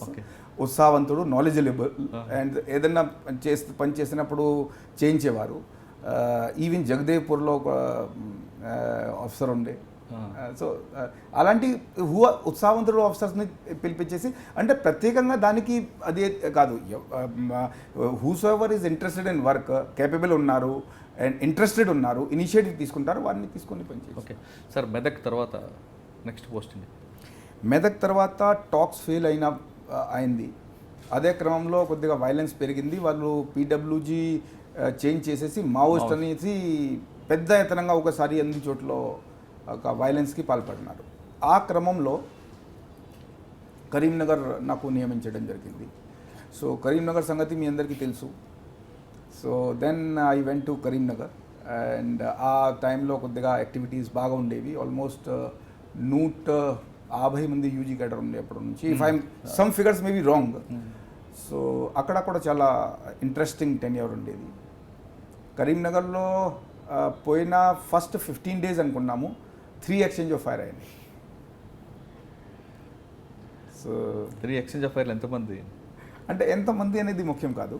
అంటే first దాంట్లో అయితే ఇది there was no, I think first దాంట్లో. And సెకండ్లో DCM Mallikarjun was there. That time very notorious. But more interesting is, now you may ask that first 15 days or 10 days, I think it was almost continuous. చాలామంది మాతో అడిగారు, అంటే మీరు పొంగాని అక్కడ first 15 daysలో ఎలా జరుగుతుంది? It's nothing, there is no secret. First of all మనము గుర్జాల, ఆదిలాబాద్, మేదక్లో వారికి పనితీరు అర్థమవుతుంది. వారు ఇక్కడ ఉంటారు, ఎలా ఉంటారు, ఎలా వారికి రొటీన్ ఎట్లా ఉంటుంది. సో ఇన్ఫర్మేషన్ వస్తే మార్నింగ్ టైంలో వారు ఏం చేస్తారు, ఎన్ని గంటలకి లేస్తారు, ఎన్ని గంటలకి ఎక్సర్సైజ్ వెళ్తారు, ఎన్ని గంటలకి ఒక టైం ఉంటుంది, 1/2 hour 45 minutes. వెపన్ అందరూ పక్కన పెట్టి గార్డ్ పెట్టేసి అందరూ ఎక్సర్సైజ్ చేస్తారు. తర్వాత అది ఇది తెలుస్తుంది. Then second, it was very simple that what I did, that ఒక ఇన్ఫర్మేషన్ వచ్చిన తర్వాత, because I was new to Karimnagar, but మేదక్లో బార్డర్ ఉండటం వలన we use to keep a watch. మనం అక్కడ కూడా వాచ్ పెట్టేవారు ఖచ్చితంగా. కొన్ని కామన్ దళాలు కూడా ఉండేది. సో ఆ పోలీస్ స్టేషన్, ఆ పరిధి సంబంధించినటువంటి లాస్ట్ 3 officers ఎవరెవరు పనిచేశారు, 3 SIs 3 CIs అందరికీ పిలిపించి మ్యాప్ పెట్టేసి ప్లాన్ చేయడం జరిగింది. ఓకే, కానీ చౌహాన్ గారి టైంలో ఎక్కువ ఎన్కౌంటర్లు డే టైమే జరుగుతుంటాయి. అట్లా ఏం లేదండి, నైట్ కన్నా డే ఎక్కువగా చేసేవారు అనేది. నేను సి మనకు ఎనిమీ ఇక్కడ కనపడితే వారు మా మీద ఫైల్ ఓపెన్ చేస్తే డే టైం నైట్ టైం మనం చూస్ చేయలేము. ఫర్ ఎగ్జాంపుల్ ఫస్ట్ ఏదైతే జరిగిందో దాంట్లో ఒక DCS ఉండే. సో మనము అక్కడ ఇన్ఫర్మేషన్ ఇచ్చిన తర్వాత వారికి చేసింది that was A first of it's kind. That వారు అన్ని చోట్ల నుంచి మనం వాళ్ళకి సరెండర్ చేయమన్నాము, సరెండర్ చేయలేదు, ఫైరింగ్ చేస్తున్నారు, 2 వైపు నుంచి ఫైరింగ్ జరుగుతుంది. వారికి దగ్గరే వచ్చినారు అనుకొని వారు ఏం చేశారంటే, ఒక DCS ఒక టీవీ ఛానల్కి ఫోన్ చేశారు. టీవీ ఛానల్కి ఫోన్ చేసి అలా జరుగుతుంది, బహుశా మీకు నేర్కం ఉంటుంది. సో టీవీ ఛానల్లో ఫోన్ చేస్తూ ఇది అది చేస్తున్నారు. Then almost it was like live, that sound వినపడుతున్నాయి. సో అప్పుడు మనకు కొంతమంది అడిగితే దట్ అట్లా I said we have no such thing. వారు ఫైరింగ్ స్టాప్ చేసి సరెండర్ చేస్తే మనం దానికి చేస్తాం. సో వాళ్ళకి ఉన్నటువంటి వాయిస్ ఆ లైవ్ టైంలో రావటం, ఐ థింక్ టీవీలో it was first time. So వారికి ఉన్న భయము ఎంత ప్రజలకు కూడా తెలుస్తుంది. దట్ అది ఉంటుంది కదా, దట్ ఒక ఇమేజ్ పెట్టుకుంటారు, అదే మనని ఎవరు టచ్ చేయలేరు. So that was one thing. But day and night అనేది ఏం కాదు, బట్ డేలో కూడా జరిగినాయి, నైట్లో కూడా జరిగినాయి. ఓకే, కానీ రియాజ్ ఎన్కౌంటర్ Hmm. చర్చలకు వచ్చిన రియాజ్ని కరీంనగర్లో పిలిచి కాల్ చేశారు అనేది ఒక అప్పుడు ఎలిగేషన్ వచ్చింది. ఒకటి మాత్రం మేము మీకు చెప్పవచ్చు కొద్దిగా నమ్మకంగా, దట్ మనము పీరియడ్లో ఒక రియాజ్లో కొంత అది వచ్చింది, కానీ in no case there was any controversial thing. Because అంటే ఎప్పుడైనా మన పోలీస్కి చారిత్రకం ఉండి no police officer will like to do any other kind of thing. మనం ఫీల్డ్లో వెళ్ళిన తర్వాత ఫైరింగ్ వచ్చిన తర్వాత దానికి జవాబు ఇవ్వాల్సింది బాధ్యత మన మీద ఉండదు. లేకపోతే బికాజ్ మనతో పాటు సిబ్బందులు ఉంటారు, వారికి ప్రాణాలు ఉంటాయి. ఒకవైపు చట్టు వ్యతిరేకంగా పనిచేసి చాలా జనాలకి హత్య చేసేవారు ఒక బృందాలు ఉన్నది, అండ్ ఒకవైపు మనం చట్టుబద్ధంగా పనిచేసేసి ప్రజలకి రక్షణ వైపు చేసినప్పుడు వారికి కూడా మనకు కూడా ఆత్మరక్షకి హక్కు ఉంటుంది. ఈ రియాజ్ కి ఎన్కౌంటర్కి మీద అనుమానాలు ఎందుకు వచ్చినాయంటే ఆయన చర్చలకి వచ్చిన వారిని మనము అది చేసేసి చర్చలకి వచ్చినారు, అది మనకు సంబంధం లేదు. That is a different level. చర్చలు విఫలమైంది, మళ్ళీ వారు వెపన్ పట్టుకొని జంగల్కి వెళ్ళారు, మళ్ళీ మనకు జంగల్లో ఎదుర్కొని మన మీద ఫైరింగ్ చేసినప్పుడు మనం ఏం చేయాలా? సో దాంట్లో there is nothing behind that. It was a simple thing. No, there is no controversy. Talks fail అయ్యి ఆల్మోస్ట్ 6 to 8 months అయింది మాకు తెలిసి. అండ్ 6 to 8 months తర్వాత వెపన్స్ ఏం జరిగిందండి ఆ రోజు? రియాజ్ ఎన్కౌంటర్ ఎలా జరిగింది? అది చెప్తున్నాను. వారు అక్కడ నుంచి ఫెయిల్ అయిన తర్వాత వారు అందరూ మళ్ళీ వాపస్ వెళ్ళారు. ఈ మధ్యలో కూడా తయారీ చేశారు, వెపన్తోనే తిరిగేవారు. ఒకరోజు సమాచారం మనకు వచ్చింది. సమాచారం వచ్చిన తర్వాత అప్పుడు మనము టీంకి పంపించినాము. మన మీద ఫైరింగ్ వచ్చింది. ఫైరింగ్ వచ్చిన తర్వాత 2 times మనం అప్పుడు ఉన్నటువంటి ఆఫీసర్స్ వార్నింగ్ కూడా ఇవ్వడం జరిగింది. That was early morning time, I think 3 o'clock అట్లా. సో దాంట్లో జరిగింది. దాని తర్వాత కొంతమంది అడిగిన అప్పుడు ఉన్నటువంటి సీనియర్ ఆఫీసర్స్ కూడా చెప్పడం జరిగింది. ఇన్ఫ్యాక్ట్ అప్పుడు ఉన్నటువంటి అడిగితే దట్ వారికి పర్మిషన్ అది అంటే ఎలా జరిగింది అంటే మనకు అసలు తెలిసింది దాని తర్వాతనే. ఫైర్ ఆపడం తర్వాత అర్లీ మార్నింగ్లో మనం అక్కడ ఫీల్డ్ ఏరియాలోకి వెళ్తే దాని తర్వాత తెలిసింది. So nobody would like to you know the exchange of fire or never planned. ఇంకా కరీంనగర్లో ఇంకా మేజర్ ఎన్కౌంటర్స్ అన్నీ ఉంటాయి. Why should we talk only of encounters? నేను ముందే చెప్పాను that nobody is at least I don't subscribe to this theory. నిజంగా చెప్తున్నాను. కరీంనగర్లో మీరు మాట్లాడాలంటే దీని గురించి మాట్లాడండి. దట్ ఎన్ని విలేజెస్కి మనము తిరిగాము. ముక్నూర్, నీలంపల్లి లాంటి విలేజెస్లో కూడా మనము పోలీస్ వారు వెళ్ళేసి రివర్ క్రాస్ చేసేసి అక్కడ పోయి పుస్తకాలు పంపిణీ చేయడం, స్వీట్స్ పంపిణీ చేయడం, పిల్లలకి చదువు చెప్పడానికి ఒక టీచర్ని తీసుకుపోనీ చేయడం, ఆల్మోస్ట్ అన్ని గ్రామాల్లో తిరగడం జరిగింది. మేము వేరే వారి చెప్పిన ఒక విషయం చెప్తున్నాను. మీరు what ever I'm telling it's all subject to verification. That initial టైమ్స్లో కరీంనగర్లో ఆ టైంలో ఒక రోడ్లో మనం వెళ్తుండగా one officer told me that ఈ అన్ని పొలాల్లో చూస్తే ఎలాంటి పంటలు లేవు, అంటే ఖాళీ పడి ఉన్నాయి. ఎందుకంటే నక్సలైం భయంతో ఎవరు చేయడానికి సిద్ధపడట్లేదు. అండ్ 20,000 per acre కూడా కొనేవారు లేరు. ఓకే, ఆఫ్టర్ 1.5 years అదే రోడ్లో బాగా గ్రీనరీ చూసి అదే ఆఫీసర్ నాకు చెప్పారు, సార్ ఇప్పుడు 2 lakhs per acre రేట్ అయినాయి. So this is the importance. ఇప్పుడు దాన్ని ఏ విధంగా మీరు జస్టిఫై చేసుకోవచ్చు? అదే చెప్తున్నాను, that law and order and ప్రశాంతమైన వాతావరణం ఉంటే ప్రజలకి అభివృద్ధి వస్తుంది. అండ్ ఇంకొకటి అక్కడ కొంతమంది చెప్పేవారు, ఇప్పుడు కూడా రికార్డింగ్ ఉంటుంది కొన్ని చోట్ల చూసుకోవచ్చు, దట్ అంటే డెవలప్మెంటల్ ఎస్పీ చెప్పేవారు. బికాజ్ ప్రతి ఒక్క డెవలప్మెంటల్ స్కీమ్ గురించి మనము కలెక్టర్ గారికి తోడుగా ఉండేవారు. అన్ని స్కీమ్స్ చేరుతున్నాయా లేదా అని కూడా చూసేవారు. అది ఒకటి ఉన్నది. దానికి క్రమంలో ఎక్కడైతే అది ఉంటే ఖచ్చితంగా మనం యాక్షన్ మనం చేసుకోవాల్సింది ఉంటుంది. ఇంకా కరీంనగర్ గురించి మాట్లాడితే 2006 even now it is on record was the first year when there was no naxal killing for the first time in last so many years. 2006 okay, ఒక జీరో లైఫ్ లాస్ పాలసీ అని పెట్టినాము. అంటే ఏ విధంగా 5లో మేము అక్కడ వెళ్ళినాము, 80 పరిస్థితిలో నక్సలైట్ చేతి నుంచి ఎవరైనా హతమార్చడం జరగకూడదు. పోలీస్ కానీ, సివిలియన్ కానీ, ప్రజల ప్రతినిధులు కానీ. సో ఒక పెద్ద పాలసీ ఉంది, ఆల్మోస్ట్ 15 పేజెస్కి పాలసీ ఉంది. దాన్ని ప్రతి పోలీస్ స్టేషన్లో చెప్పడం జరిగింది. ఒకవైపు సెన్సిటైజేషన్, ఒకవైపు మనం మిలిటరీ యాక్షన్, ఒకవైపు వారికి కౌన్సిలింగ్ చేయడం, సరెండర్ చేయించుకోవడం. సో దాని మూలంగా ఎన్కౌంటర్ కనుక ఇదే ముఖ్యం. That 2006 was the first year when there was no death due to naxal violence in the Karimnagar district.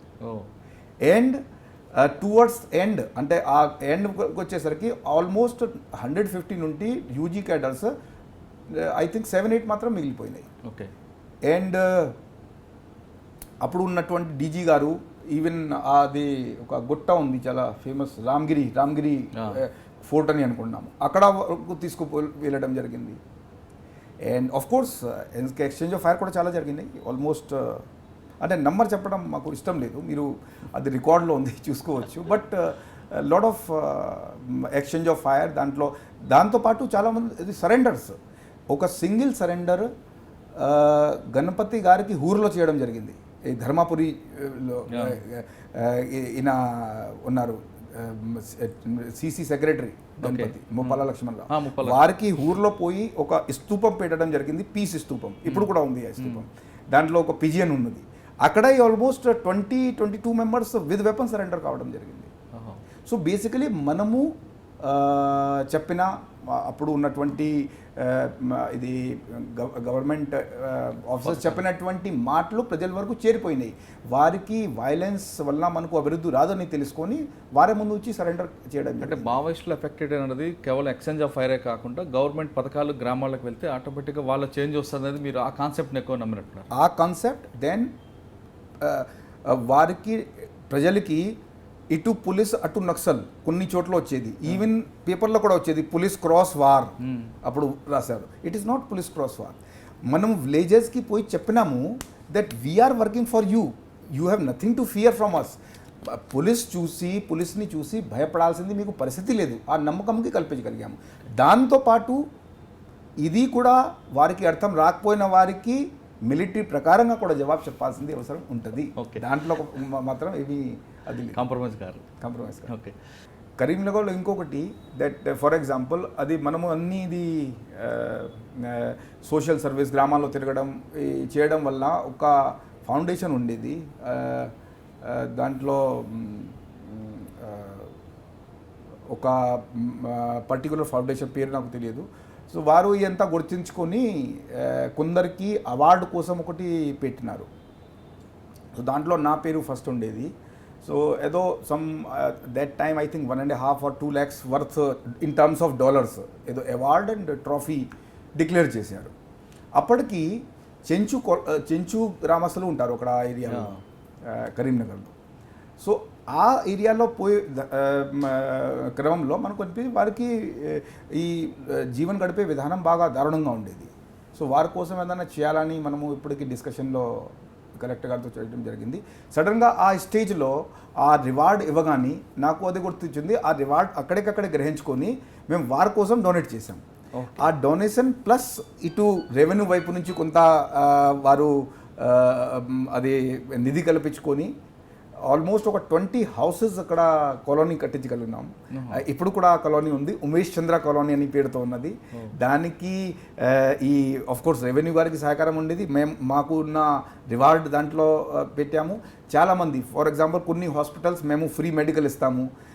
DG గారు అప్పుడు ఉన్న డీజీ గారు అక్కడ వచ్చి అది ఇనాగరేట్ చేయడం జరిగింది. సో ఇప్పుడు కూడా ఆ కాలనీ ఉన్నది అక్కడికి. అండ్ అప్పుడు ఎలక్ట్రిసిటీ వారు ముందుకు వచ్చి వారికి ఫ్రీ కనెక్షన్ ఇవ్వడం జరిగింది. కొందరు చెప్పారు కొన్ని సంవత్సరం తర్వాత అప్పుడు పిల్లలు చదువుతున్నారు. So these kind of things also are very memorable. కరీంనగర్లో చాలామంది మీ సబార్డినేట్ చెప్తుంటారు, కరీంనగర్ అనగానే ఎక్కువ మంది ఫస్ట్ ఉమేష్ చంద్ర, తర్వాత డిఎస్ చౌహాన్. నో అట్లా ఏం లేదు. ఉమేష్ చంద్ర గారు కరీంనగర్లో మెన్కి సపోర్ట్గా చేసేవారు, డిఎస్ చౌహాన్ గారు కూడా మెన్కి ఎక్కువ సపోర్ట్ చేశారు.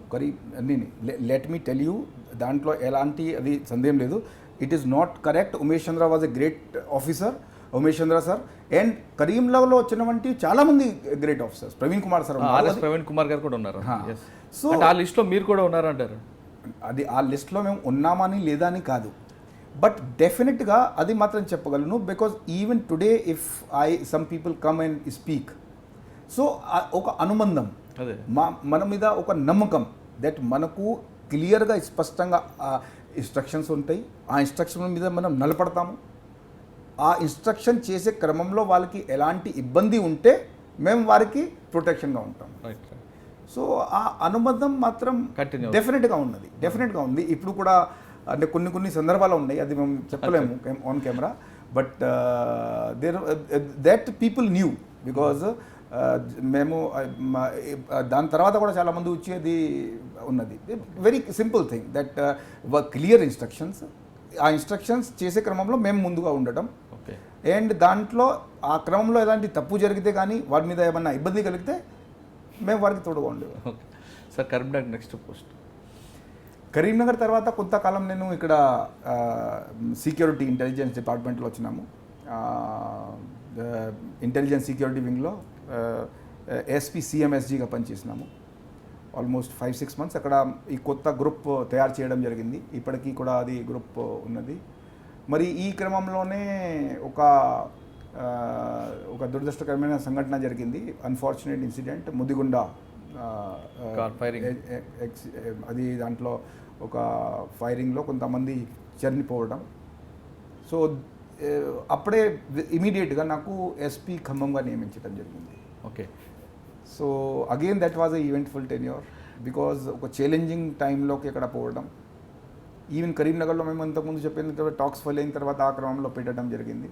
సో ఖమ్మంలో కూడా అదే ముదిగొండ అయినే సెకండ్ రోజు నేను ఎస్పీగా ఛార్జ్ తీసుకోవడం జరిగింది. ఓకే. అండ్ అప్పటికి ఖమ్మంలో కూడా మీ అందరికీ తెలుసు that complete 240 kilometer border with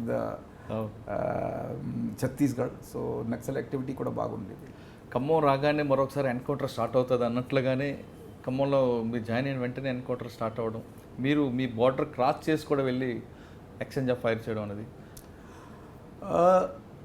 first మనము లా అండ్ ఆర్డర్ గురించి మాట్లాడితే ఇది కూడా ఒక ఛాలెంజ్ ఉండేది ఆ టైంలో, బట్ అది కూడా మనము హ్యాండిల్ చేయగలిగాము. That was a incident. తర్వాత ఈ క్రమంలో ఇది ఎంత అయిపోయిన తర్వాత దాని మీద దృష్టి సాధించడం జరిగింది. యాక్చువల్లీ బార్డర్ క్రాస్ చేసి అంటే హాట్ పర్స్యూట్కి పాలసీ చాలా స్పష్టంగా చట్టంలో ఉన్నది. మన ఏరియాలో వచ్చి వారు ఆఫెన్స్ చేసుకొని వెనకెళ్ళి వెళ్ళిపోతే మనం ఖచ్చితంగా చేయాల్సిందే, అరెస్ట్ చేయాల్సిందే. అరెస్ట్ చేసే క్రమంలో వారు మన మీద ఫైరింగ్ చేస్తే మనం సో ఆ టైంలో దట్ బెల్ట్లో కొంతమంది అటు ఉండి దట్ వాజ్ ఎ కామన్ అక్కడ అటు DKSZC Dandakaranya special zonal committee, ఇటు మన కమిటీ వారు ఇది కొంత ఏరియా కామన్గా పెట్టడం జరిగింది. సో మా ఏరియాలో వచ్చి ఆఫెన్స్ చేసి బెదిరించి అది చేసేసి చంపేసి అటు వెళ్ళిపోయేవారు. ఒక క్రమంలో అటు సైడ్కి కూడా చూస్తే almost around the same spot అదే ఏరియాలో 11 CRPF మెంబర్స్ని కాల్ చేయడం జరిగింది. సో దాని గురించి ఇది బాగా పరిస్థితి ఉండేది. సో వెనెవర్ ఆ మూమెంట్ ఉండేది మనం ఆ వారితోని కోఆర్డినేషన్ చేసుకొని, అంతకుముందు కూడా మనం అప్పుడప్పుడు చేసినాము. కానీ ఇటు సైడ్ కూడా కొన్ని ఎక్స్చేంజ్ ఆఫ్ ఫైర్ మంచి అయినాయి, ఈవెన్ జనశక్తికి అయినాయి. ఇదే క్రమంలో వారు మన వైపు వస్తున్నారు, బాగా బహన్ ప్రాంతంలో జరుగుతున్నది, ప్రజలను తీసుకొని ఆ ఏరియాలో బాగా మనం ప్రయాణం చేయడం జరిగింది. కొంచెం సిస్టమేటిక్గా ప్లానింగ్ చేయడం జరిగింది. అదే క్రమంలో ఒక ఇన్ఫర్మేషన్ వచ్చింది దట్ అక్కడ ఏదో సమావేశం జరుగుతున్నది. దాని గురించి బాగా ప్లానింగ్ కూడా చేయడం జరిగింది. ఆల్మోస్ట్ ఫ్యూ మంత్స్ దట్ అక్కడ మొత్తం తెలుసుకోవటం, జనాల్ని తెలుసుకోవటం, ఒక సిస్టమ్ పెట్టడం. తర్వాత ఇన్ఫర్మేషన్ మనకు వచ్చింది, ఇది తర్వాత వెరిఫై చేసి చేయడం జరిగింది. వెరిఫై చేసిన తర్వాత కొన్ని గ్రేహౌండ్స్ దళాలు తీసుకొని మనము అటు సైడ్కి చెప్పాము. మనము ఆపరేట్ చేసినప్పుడు కొంత అనుబంధం ఉన్నప్పుడు బికాజ్ కోఆర్డినేషన్ ప్రాబ్లం కాకూడదు. సో అప్పుడు ఉన్నటువంటి ఆఫీసర్స్ కూడా ఒప్పుకున్నారు దానికి. మనము ఆపరేట్ చేసినప్పుడు మీరు అక్కడ ఉండాలా బికాజ్ మన దగ్గర ఆఫెన్స్ చేసి వెళ్తున్నారు. సో ఆ క్రమంలో ఒక ఎక్స్చేంజ్ ఆఫ్ ఫైర్ అయింది. మనం ప్లాన్ చేసినాము, అక్కడ మనం కూడా ఆయన కూడా ఉండేది. So that was a big exchange of fire. ఎన్ని బాడీస్ పడ్డాయి అంటే 17 అప్పుడు దొరికినాయి. ఇంకా వారికి పేపర్లో వచ్చేదానికి వాళ్ళని బట్టి 19 తెలిసింది తర్వాత. అందులో మేజర్ క్యాటర్ ఎవరు ఉంటారు ఇప్పుడు నాకు గుర్తులేదు, but there were lot of major cadres. అంటే మీరు చేసిన ఎన్కౌంటర్ వల్ల మావోయిస్ట్ పార్టీకి ఒక పెద్ద రైట్ హ్యాండ్ పడిపోయినట్లుగా చెప్తుంటారు. Again these are the things for speculations and other things. అది ఏం లేదు, we were just doing our job. దాంట్లో there were senior cadres now, I don't remember, almost 10 years back. But మేము ప్రతి ఒక్కసారి చెప్పేది ఇప్పుడు కూడా చెప్తాను, మనకు ఆ ఉద్దేశం ఎప్పుడు ఉండదు. మన ఏరియా ప్రశాంతంగా ఉండాలా, మన ఏరియా ప్రజలకి ఎవరు ఇబ్బంది పెట్టుకోకూడదు, అనవసరం వారికి భయప్రాంతం చేయకూడదు, ప్రజల ప్రతినిధులకి అనవసరం వాళ్ళకి మీరు తిరగకూడదు అని చెప్పకూడదు, అభివృద్ధి పని ఆపకూడదు. ఇదంతా చేస్తే ఖచ్చితంగా మనం యాక్షన్ చేయాలి, అంటే వారికి సంజాయించడం, సరెండర్ చేయించడం, తర్వాత వారికి అరెస్ట్ చేయడానికి జంగల్లో వెళ్తే ఈ సందర్భంగా. కానీ ఈ కేసుకి మాత్రం చెప్తే కరెక్టే అండి, కొంత అది దాంట్లో that was a major exchange of fire definitely. And దాంట్లో చాలా almost I remember 8 to 9 COs ఉండే, దళం కమాండర్ ఉంటారు, 8 to 9 COs అండ్ కొన్ని సీనియర్ క్యాడర్స్ కూడా ఉండే.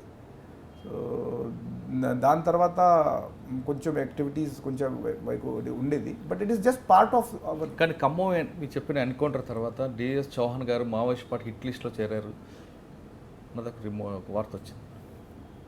అది I cannot comment on that. అంటే మీరు తర్వాత ప్రికాషన్స్ ఏం తీసుకున్నారు?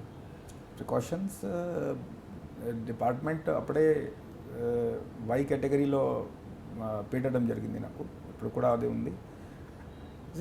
మన డ్యూటీ చేసే క్రమంలో దాని గురించి ఇది చేయలేము, but coming to this kind of thing ఆ విధంగా చూస్తే ఈవెన్ గురజాల టైంలో కూడా ఒక అటెంప్ట్ జరిగింది.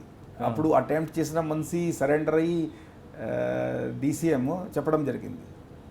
ఓకే, ఏ విధంగా మిమ్మల్ని అటాక్ చేయబడండి? That is all confidential, but they were very close. ఖమ్మంలో కూడా ప్రజలకి అదేవిధంగా కానిస్టేబులరీకి బాగా మనకు సపోర్ట్ దొరికింది.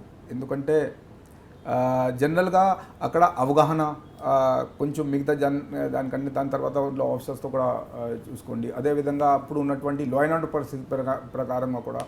సో అప్పుడు ఈ exchange of fire and PWG and Janashakti అప్పుడు ఉన్నటువంటి మావోయిస్ట్ అది ఒక భాగం, జనరల్ పోలీసింగ్ కూడా ఒక భాగం. అది ఇప్పుడు మనము మర్చిపోకూడదు, మర్చిపోలేదు కూడా. సో ఫర్ ఎగ్జాంపుల్ ఖమ్మం టౌన్లో ఈ ఆటోలు ఆఫీసెస్ ఎక్కువ జరిగేది, అప్పుడు కూడా మాకు కొంత ఒక ప్లాన్ తయారు చేయడం జరిగింది. సో జనరల్ క్రైమ్స్ కూడా రిడక్షన్ ఉండాలా, పబ్లిక్కి మన మీద నమ్మకం ఉండాలా. దాంతోపాటు ఇవంతా ఫర్ ఎగ్జాంపుల్ భద్రాచలం ఏరియాలో కూడా మనం సేమ్ కంటిన్యూ చేసేవారు. భద్రాచలం ఏరియాలో గిరిజన అప్పుడు ఉన్నటువంటి ప్రాజెక్ట్ ఆఫీసర్ ITDA బుద్ధప్రకాష్ జ్యోతి గారు, సో వారు మేము చాలా కలిసి తిరిగేవారు గ్రామాల్లో కూడా. సో అది గ్రామాల్లో తిరిగిన వల్ల మన మీద నమ్మకం వస్తుంది.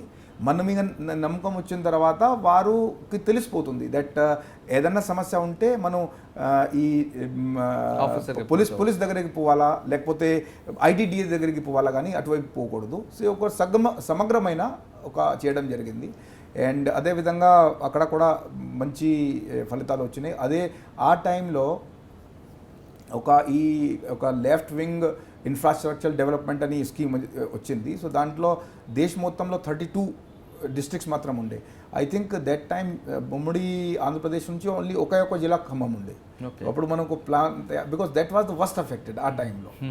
సో అప్పుడు ఒక ప్లాన్ తయారు చేసేసి ఇక్కడ ఏది ఉండాలని చేయడం జరిగింది. తర్వాత అది ఫలితాలకి వచ్చింది. సో ఆ విధంగా ఖమ్మంకి టెన్యూర్ వచ్చింది.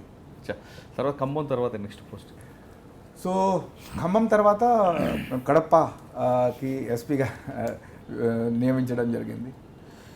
అక్కడ నుంచి ఇమీడియట్గా, అంటే అప్పుడు రాజశేఖర రెడ్డి గారు సీఎం టైంలో సీఎం గారు నేటివ్ ప్లేస్కి వెళ్ళడం, అక్కడ వర్క్ చేయడం, అప్పటికి ఒక ఫ్యాక్షన్ ఏరియా. కానీ మీరు అక్కడ కూడా ఒక ఎక్స్చేంజ్ ఆఫ్ ఫైర్ జరిగినట్లు. మళ్ళీ మేము చెప్తున్నాను, ఎక్స్చేంజ్ ఆఫ్ ఫైర్ మాత్రం ముఖ్యం కాదు. కడపలో ఛాలెంజెస్ వర్ డిఫరెంట్. అక్కడ ఫ్యాక్షన్ ఎక్స్చేంజ్ ఆఫ్ ఫైర్ డెఫినెట్గా అది నల్లమల్లకి ఉన్న భాగం ఉండే. దాంట్లో కూడా కొంతమంది వసూలు చేయడానికి అది డల్ ఉన్నా కూడా ఎక్స్చేంజ్ ఆఫ్ ఫైర్ జరిగింది. అండ్ ఐ థింక్ 3 వెపన్స్, మంచి వెపన్స్ అక్కడ కూడా దొరికినాయి.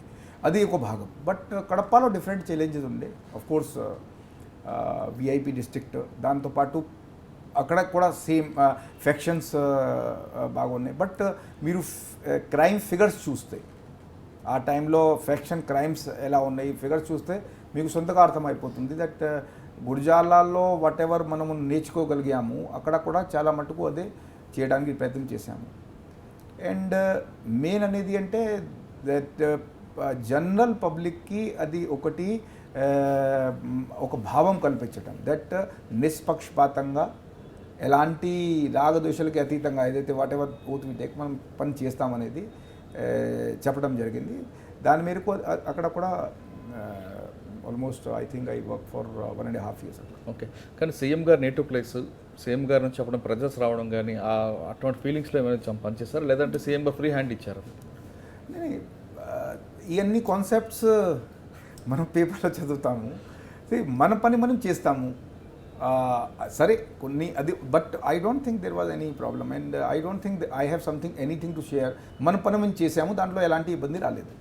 సీనియర్ ఆఫీసర్స్కి సలహా మేరకు ఎక్కడ ఇబ్బంది ఉన్నా ఇన్సిడెంట్ ప్రకారంగా మీరు చెప్పవచ్చు కదా, ఏ ఇన్సిడెంట్ మీద అంటే అలాంటి ఏదైనా ఉంటే ఒక ఇన్సిడెంట్ వలన తెలుస్తుంది.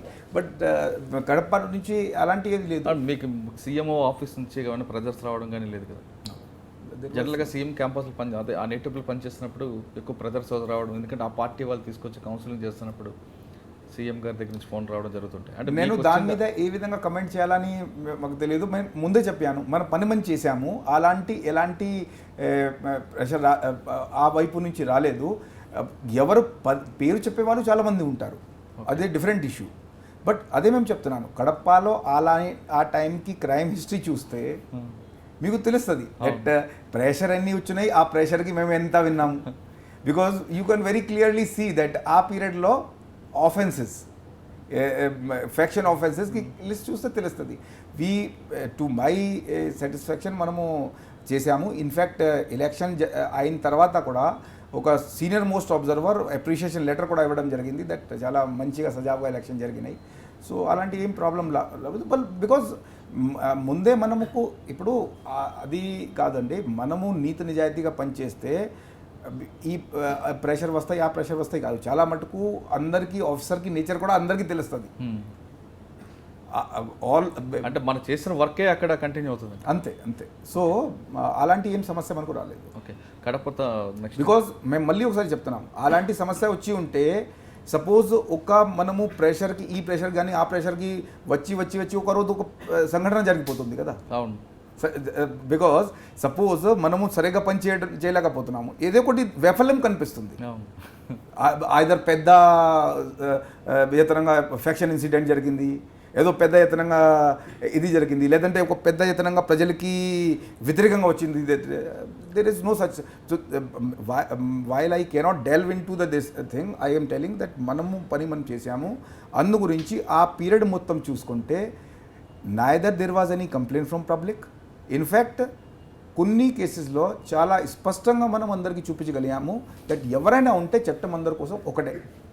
ఒక పెద్ద ఎత్తనంగా ర్యాలీ దాంట్లో ఏ జరిగినా చట్ట వ్యతిరేకంగా పనిచేసేలో అక్కడికక్కడే అరెస్ట్ చేసేవారు. Okay. So that is why there was no ఎలాంటి ప్రెజర్స్ లేకుండా అంటే మీకు ప్రీవియస్ వర్కే దాన్ని కంటిన్యూ అయిపోయింది. ఇప్పుడు మేము అంతకుముందు చెప్పేది మీరు దయచేసి గమనించండి, ఆ ఏ ఆఫీసర్కి వర్క్ ఎలా ఉన్నది అందరికీ తెలుస్తుంది. ఆ ఆఫీసర్కి ఎక్కడ నియమించే ముందు ఇదంతా తెలుస్తుంది. సో మనము ఈ ఆఫీసర్ ఎవరు విన్నప్పుడు ఇంకెవరు కాల్ కూడా చేయలేదు. And it is not like that everybody doesn't give pressure, it's a misnomer. మనకు ప్రత్యేకంగా మాకు ఏం ఆశ ఇది లేకపోయినప్పటికి కూడా, లేకపోతే మనకి ఏమి పెద్దగా మనం చూపించిన లేకపోయినా, we worked with absolute free and fair hand. And దాని మటుకు మీరు ఈ పక్షంగా ఆ పక్షంగా ఎదురుతో మాట్లాడితే తెలుస్తుంది. జనరల్గా ఆఫీసర్స్ పోస్టింగ్ కోసం కావాలని వెళ్ళినప్పుడు అక్కడ ప్రెజర్స్ వస్తాయి, అప్లికేషన్ వస్తుంది. అది మీరు మా గురించి మీరు ఎక్కడ అడగరు కాబట్టి మీకు ప్రాబ్లం, ఎంక్వైరీ చేయవచ్చు. మీరు ఎవరికి పోస్టింగ్ అడగరు కాబట్టి మీకు pressure. In fact 1 or 2 times I requested in writing that అప్పటికి యాక్చువల్గా పిల్లలకి ఎడ్యుకేషన్ కోసం హైదరాబాద్ రావాలా. సో నెక్స్ట్ కడప తర్వాత నేను రిక్వెస్ట్ చెప్పాను, చాలా రిక్వెస్ట్ పెట్టాను. సో రిక్వెస్ట్ పెట్టి అంతకుముందు కూడా పెట్టాను. రిక్వెస్ట్లో హైదరాబాద్ వచ్చినాను, డీసీపీ ఎల్వల్గా నియమించడం జరిగింది. ఆ టైంలో కూడా కొన్ని డిస్టర్బెన్స్ ఇక్కడ జరుగుతుండే, సో అది కూడా మనం హ్యాండిల్ చేయడం జరిగింది. దీని తర్వాత విదిన్ షార్ట్ టైం 3 monthsలో గుంటూరు ఎస్పీగా నియమించడం జరిగింది. అప్పుడు కూడా మేము యాక్చువల్గా I was not prepared because అప్పటికి అంతా సెటప్ అయ్యి ఉండే, but because it was call of the duty, so I went as Guntur SP. Guntur వెళ్ళేసరికి అక్కడ 2 వర్గాల మధ్యన ఒక వర్గపోరు జరుగుతుండేది, రాయపాటి సాంబశివరావు, కన్నా లక్ష్మీనారాయణ మధ్య. గుంటూరు నాకు ఆదేశాలు వచ్చినాయి, నేను పోయి అక్కడ చేసినాము అండ్ మా ఉద్యోగం చేసినాము. కానీ 2 పొలిటికల్ పార్టీల మధ్య దేర్ వర్ సమ్ డిస్టర్బెన్సెస్. అంటే ఈ వర్గం కానీ ఆ వర్గం మేము చెప్పడం లేదు, that is not my this thing, but there were some law and order issues. So మనం అక్కడ పోయి దానికి హ్యాండిల్ చేసేసి శాంతియుతంగా మనం కొన్ని రోజుల్లో సార్ట్ అవుట్ చేయడం జరిగింది. ఓకే. కానీ గుంటూరు వెళ్ళిన తర్వాత గురజాల, మీకు గతంలో పోలీసింగ్ నేర్పిన గురజాల అప్పుడు పరిస్థితి కొంత మార్పు వచ్చినట్లుంది. అంటే గురజాల ప్రజలు మీకు ఏ విధంగా రిసీవ్ చేసుకున్నారు? ఒక చాలా ఇంట్రెస్టింగ్ ఇన్సిడెంట్ ఉన్నది. అప్పుడు ఉన్నటువంటి కలెక్టర్ గారితో కూడా అడిగితే వారు చెప్తారు, ఆయన నాకు చెప్పారు దట్ నాకు ఆర్డర్ పడింది, అప్పటికి జాయిన్ చేయలేదు. సో అప్పుడు గురజాల ఏరియాలో తిరిగితే కొంతమంది కొంచెం ఏదో త్రాగి కలెక్టర్ గారితో ఏదో నార్మల్గా మాట్లాడుతుండే, పేదవాళ్ళు లేనివారు. సో కలెక్టర్ గారు కూడా లైట్గా మాట్లాడేసి, ఇప్పుడు కొత్త ఎస్పీ గారు వస్తున్నారు ఒక 2-3 రోజుల్లో, మీరు ఎలా వస్తే త్రాగి వస్తే కొడతారేమో మామూలుగా జనరల్గా చెప్పారు. సో అక్కడ ఉన్న ఒక వ్యక్తి ఏం చెప్పారంటే, సార్ లేదు సార్, వారు మాలాంటి వారికి ఏం చెప్పరు సార్, మాకు తెలుసు వాళ్ళ గురించి బాగా, లేని వారికి పేదవారికి వారు ఏం చెప్పరు, అన్యాయం చేసే వారికి మాత్రం అది చట్ట ప్రకారంగా చర్య తీసుకుంటారని వారు చెప్పడం జరిగింది. ఆ సంఘటన కలెక్టర్ గారు నాకు చెప్పడం జరిగింది. దాంతో ఒక చిన్న సంతృప్తి ఇచ్చింది దట్ ఆల్మోస్ట్ 10-12 years క్రితం మనం చేసిన వానికి కూడా వాళ్ళకి ఇంతవరకు గుర్తుపెట్టుకున్నారు. అదేవిధంగా ఆ టైంలో గురజాలలో చేసిన అన్ని క్లిప్పింగ్స్తో పాటు పెట్టడం జరిగింది. So Gurazala was definitely it will remain dear to my heart. So అక్కడ పోయిన తర్వాత కూడా నేను గురజాలలో ఫస్ట్ విజిట్కి పోయిన తర్వాత కూడా చాలామంది అదేవిధంగా రిసీవ్ చేయడం, చాలామంది పాత పరిచయస్తులు మాతో కలవడానికి రావడం, ఇప్పటికి కూడా ఈ ఆఫీస్ వరకు కూడా కొంతమంది గురజాల నుంచి వచ్చి కలుస్తున్నారు. Okay sir. గుంటూరు తర్వాత నెక్స్ట్ ఎక్కడ పోస్ట్? గుంటూరులో నేను చేసిన తర్వాత ప్రమోషన్ వచ్చింది. ప్రమోషన్ వచ్చిన తర్వాత డిఐజీ వరంగల్గా నియమించండి. అంటే వరంగల్ డిఐజీ వెళ్ళేసరికి మీరు మరొకసారి కరీంనగర్ టచ్ చేయాల్సి వస్తుంది. ఎస్. అంటే పాత ప్రాంతం మరొకసారి మీరు డిఐజీ ప్రమోషన్ వెళ్తుంది, వాళ్ళు ఎలా రిసీవ్ చేసుకున్నారు, అప్పుడు పరిస్థితి ఏ విధంగా ఉంటుంది? వరంగల్ యాక్చువల్గా range is different. Karimnagar range different ఉన్నది, వరంగల్ రేంజ్ డిఫరెంట్ ఉన్నది. కానీ అడ్మినిస్ట్రేటివ్ ఇష్యూలు మేరకు ఈ కరీంనగర్ అండ్ ఆదిలాబాద్ జిల్లా కూడా వరంగల్కి పరిధిలోని వస్తాయి.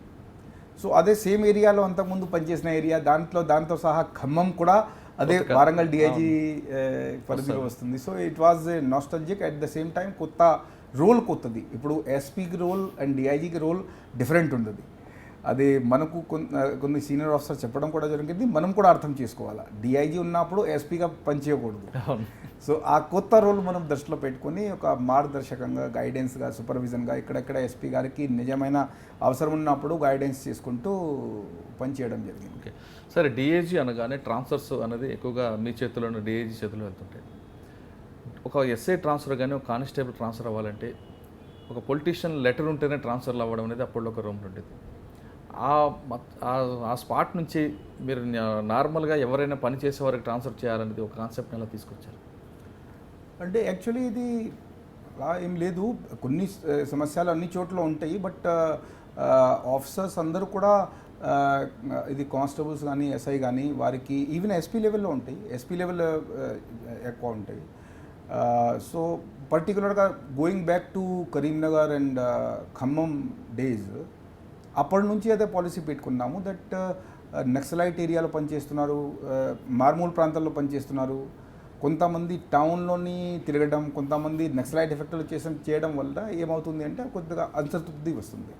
అదేవిధంగా సేమ్ అబౌట్ ద కానిస్టేబుల్స్, అప్పుడు లేని చోట్ల వారు కొద్దిగా ఆశ లేక ఎటు తిరిగే అవకాశాలు ఉంటాయి. వారికి మనకు అందరికీ ఒక సమానంగా, పబ్లిక్కి మాత్రం న్యాయం చేయకుండా మన వారికి కూడా న్యాయం చేయాలి కదా. సో అది మేము పాలసీ పెట్టుకున్నాము. కరీంనగర్లో కూడా డైరెక్ట్ ఆ రోజుల్లో మహాదేవ్పూర్ మోస్ట్ రిమోట్ అని ఒక ప్లేస్ ఉన్నది, ఏరియా ఉన్నది. అక్కడ నుంచి మేము ఎస్ఐ గారు మంచి పని చేశారు, తీసుకొని డైరెక్ట్గా కరీంనగర్ 2 టౌన్ పెట్టినాం. ఇటు ఇంకొకటి మార్మూల్ ప్రాంతంలో I think Rayakonda or somewhere, అది ఆ ఏరియా నుంచి 1 టౌన్కి వేసినాము. సో మీరు సుదూరమైనటువంటి ప్రాంతంలో, నక్సల్ ఎఫెక్ట్ ప్రాంతంలో బాగా పనిచేస్తే, నీతి నిజాయితీగా చేస్తే, కష్టపడి పనిచేస్తే ఖచ్చితంగా మీకు ఆ అవకాశం కూడా లభిస్తుంది. అదేవిధంగా టౌన్లో కంటిన్యూ చేసేవారికి అందరికీ సమానంగా చేశారు. ఒక్కొక్క మనం అప్పటి నుంచి చేసినాం. So what I use to do is even కానిస్టేబుల్స్కి కూడా, ఖమ్మంలో కూడా చాలా ఇది అప్పుడు కానిస్టేబుల్స్లో కూడా టాక్ వచ్చింది, ప్రజల్లో కూడా టాక్ వచ్చింది దట్ ఈచ్ సబ్ డివిజన్లో పోయి వారికి ఎంత సర్వీస్ పర్టికులర్స్ ఉండేవి, సర్వీస్ పర్టికులర్స్ తీసుకొని మనము అది చేసేవారు. దట్ అంతకుముందు ఇక్కడెక్కడ పనిచేశారు, ఎన్ని రివార్డ్స్ సంపాదించున్నారు, ఎన్ని కేసులో సస్పెండ్ అయినారు, ఏమి ఆరోపణలు ఉన్నాయి. సో కంటిన్యూస్ టౌన్లో చేసేవారికి ఖచ్చితంగా మీరు రూల్, సో ఏబిసిటీ ఆఫ్ 4 కేటగిరీలో పెట్టడం జరిగింది. ఆ 4 కేటగిరీలో పేసిన తర్వాత ఈ కేటగిరీలో ఉన్న ఈ కేటగిరీకి ఆడుతూ ఉన్నది. సో నక్సలైట్ ఏరియాల నుంచి నార్మల్ ఏరియాకి, టౌన్ నుంచి రూరల్కి, రూరల్ నుంచి టౌన్కి, అంటే అందరూ అన్ని ప్రాంతాలు పనిచేయాలనేది మీకు అన్ని పనిచేయాలి. తర్వాత వారికి ముందు చెప్పేవారు మీకు ఇది ఉన్నది, ఈ అర్థం ఉంది, దీంట్లో మీరు 5 చాయిస్ ఇవ్వండి. తర్వాత ఎట్ ఏ టైం ఇంకొకటి దాంట్లో ఒక ఏంటి అంటే at a time I use to call 5 constables. ఒకరికి పిలవడం చెప్పడం కాదు, ఫస్ట్ సెట్లో అందరికీ చెప్పేది ఇది గైడ్ లైన్స్ ఉన్నాయి, గైడ్ లైన్స్ రాతపూర్వకంగా అందరికీ పంపించేవారు. ఏబిసిడి ఈ కేటగిరీ ఉంది, you are eligible for C and D category or you are కేటగిరీలో బి అండ్ సి కేటగిరీ. దాంట్లో ఉన్న పోలీస్ స్టేషన్ ఏది కూడా మీరు 3-4 చాయిస్ ఇవ్వండి, దాంట్లో ఖచ్చితంగా ఏ ఒకటి మీకు వేకెన్సీలో బట్టి ఇస్తాము. సెట్లో ఆల్ కానిస్టేబుల్స్ని కలెక్ట్ చేసేసి నేను చెప్పేవారు.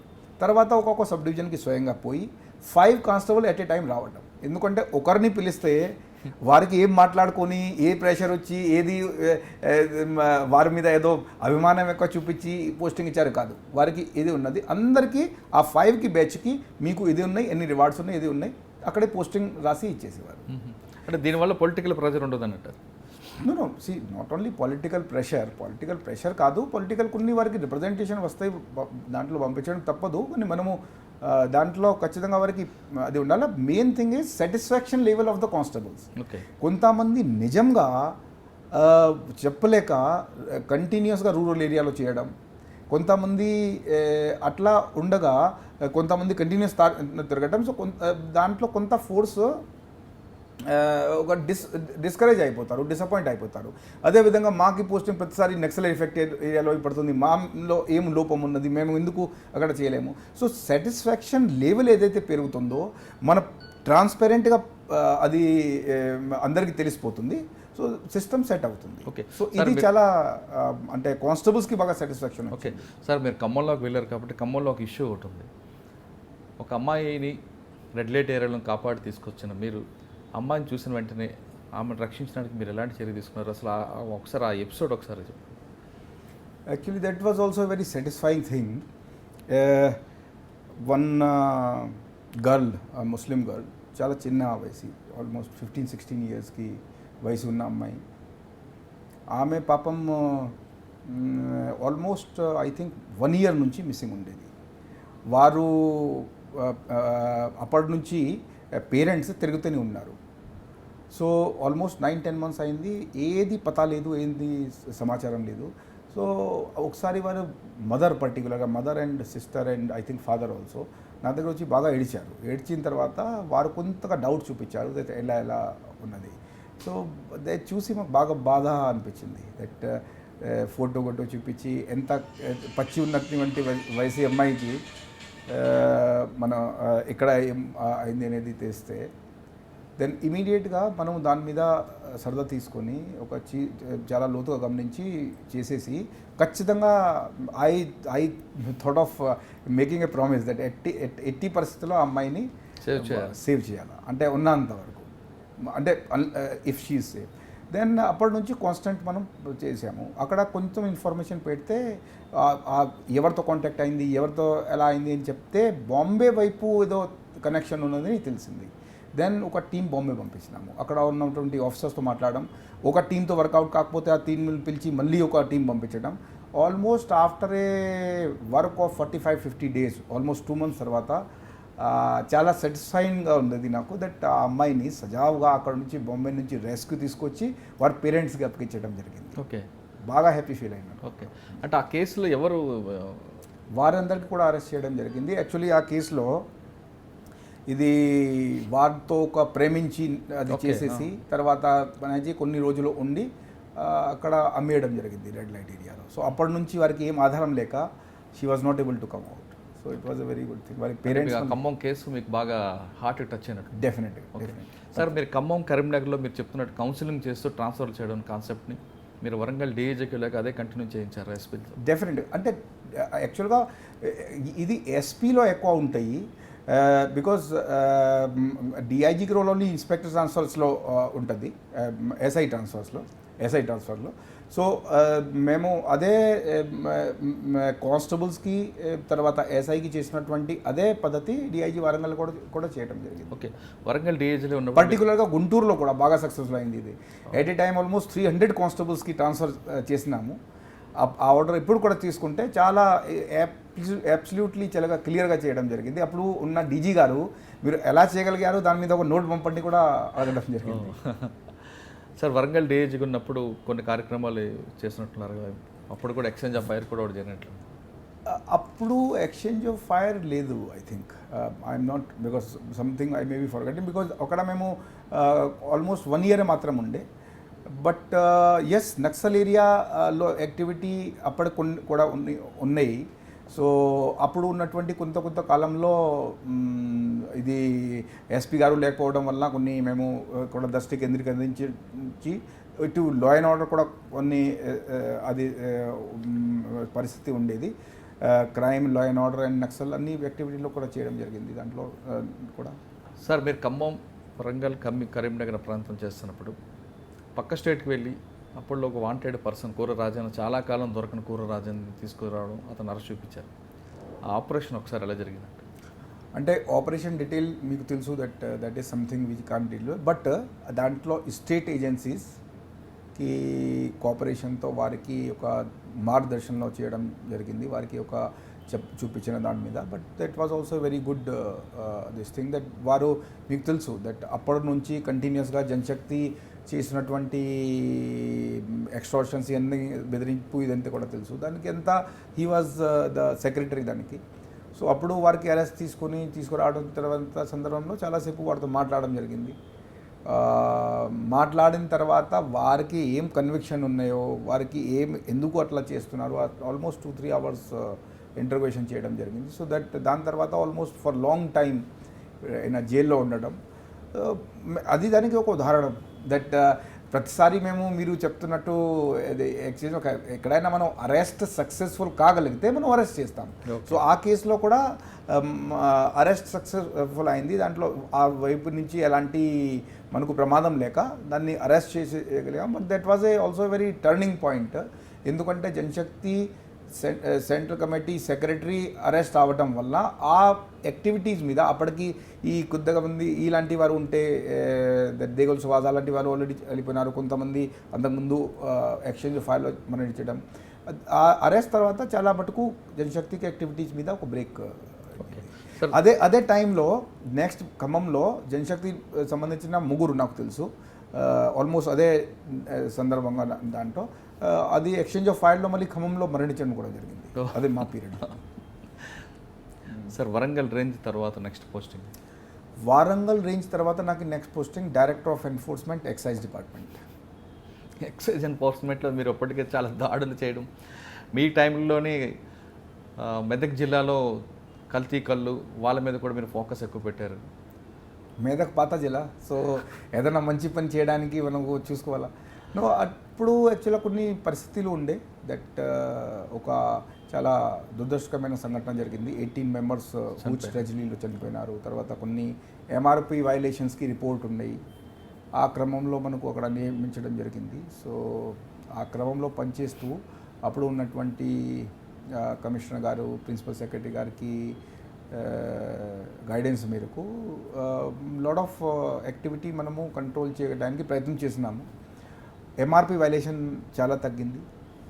అండ్ కొన్ని ఇంపార్టెంట్ ఇనిషియేటివ్స్ అప్పుడు వచ్చినాయి. మనం కొన్ని దాంట్లో మేమే దాంట్లో డిస్కస్ చేసేసి ఇవాల్వ్ చేసేసి చేయడం జరిగింది. ఫర్ ఎగ్జాంపుల్ ఎంఆర్పి వైలేషన్ మీద కంటిన్యూస్గా రేడ్ చేయడం ఒకటి, అంటే ఉండాలంటే దాంట్లో మల్టీ ప్రాంగ్డ్ స్ట్రాటజీ ఉండాలి, ఇటువైపు నుంచి preventive detective. So only raid చేయడం వల్ల కాదు, మేము సజెస్ట్ ఒక మీటింగ్లో చేయడం జరిగింది అంటే దాంట్లో ప్రతి జిల్లాలో ఒక గవర్నమెంట్ ద్వారా ఏపీబీసీఎల్ ఉంటుంది కదా, అప్పుడు ఏపీబీసీఎల్ ఇప్పుడు బ్రెవరీస్ కార్పొరేషన్ లిమిటెడ్ వారి ద్వారా రన్ చేసినటువంటి ఒక అవుట్లెట్ ఉండాలి. సో గవర్నమెంట్ అవుట్లెట్ ఉంటే పక్కన వారు వయలేషన్ చేసేసి 20% 50% ఎక్కువ కాస్ట్ అడుగుతున్నారంటే 80% వారి దగ్గరికి పోకుండా ఎక్కడి నుంచి తీసుకోవచ్చు. సో ఇది దాంట్లో నాకు ఉన్నది. ఈ పాలసీని హైకోర్టులో కూడా ఛాలెంజ్ చేయడం కూడా జరిగింది, కానీ నిలబడింది అది. సో అది కూడా బాగా సక్సెస్ఫుల్ అయింది. తర్వాత అది క్లోజ్ అయినట్లు కనిపిస్తుంటుంది outlets. I'm not aware of that, because అది సరే అప్పుడు దానికి అవసరం ఉండేది. సో ఎంఆర్పి వైలేషన్ సమయంలో ఒకసారి పరిస్థితి కంట్రోల్లోకి వచ్చిన తర్వాత. కానీ మీరు పోస్ట్ తీసుకున్న టైంకి ఈ కల్తీ కొలవలు చాలా మంది చనిపోవడం పెద్ద రాష్ట్రంలో పెద్ద ఉద్యోగాలు. కానీ ఆ ఇష్యూని ఎలాగ మీరు సార్ట్అవుట్ చేసుకోవచ్చు? కత్తి కల్లులో ఫస్ట్ ఆఫ్ ఆల్ ప్రతి దాంట్లో ఒక పట్టుదల ఉండాలి. అంటే ఎట్టి పరిస్థితుల్లో వారికి సంజాయిస్తూ దానివల్ల బాగా మన కళ్ళుంచి చూసిన తర్వాత అల్పాజోలమ్స్ ఇదంతా కలపడం వల్ల ఎంతో గ్రామాలకి యువకులకి నాశనం అయిపోతాయి. కొన్ని గ్రామాల్లో చూస్తే వాళ్ళకి ఎంత, బికాజ్ కాన్స్టెంట్ దానికి ఒక తీసుకోవడం వల్ల బాగా వారికి ఇబ్బంది ఫీల్ అవుతారు, ఆరోగ్యం చెడిపోతుంది.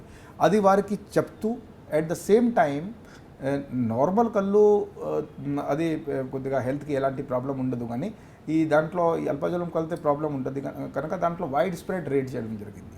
సో వైడ్ స్ప్రెడ్ రేట్ చేయడంతో పాటు అది నిర్మల్తో పాటు ఎట్ ద సేమ్ టైం అప్పుడు ఉన్న కమిషనర్ గారు ఈ చెట్టులు ఏదైతే ఉన్నాయో అది ఎలా పెంచాలా, because that was one of the problem at that time, that దానివల్ల ఆరోగ్యంకి ప్రాబ్లం ఉండేది. సో దాని మీద పకడ్బందీగా ఇక్కడ ఏరియాలో ఐడెంటిఫై చేసి మనుషుల్ని ఐడెంటిఫై చేసి వైడ్ స్ప్రెడ్గా రేట్ చేయడం జరిగింది.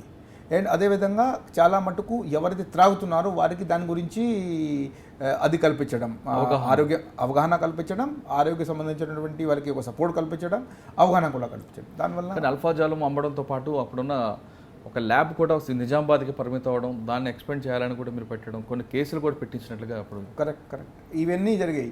అంటే lab reports, then we had also coordinate with many department, health డిపార్ట్మెంట్తో ఒక పెద్ద ఎత్తునగా ఒక ప్లాన్ తయారు చేయడం జరిగింది. దాంట్లో వివిధ డిపార్ట్మెంట్తో కోఆర్డినేషన్ తీసుకొని ఎవరికి ఏ డిపార్ట్మెంట్కి అది చేయాలనేది, అండ్ దెన్ కొన్ని షార్ట్ ఫిల్మ్స్ రిలీజ్ చేయడం జరిగింది, కొన్ని డాక్యుమెంటరీ రిలీజ్ చేయడం జరిగింది.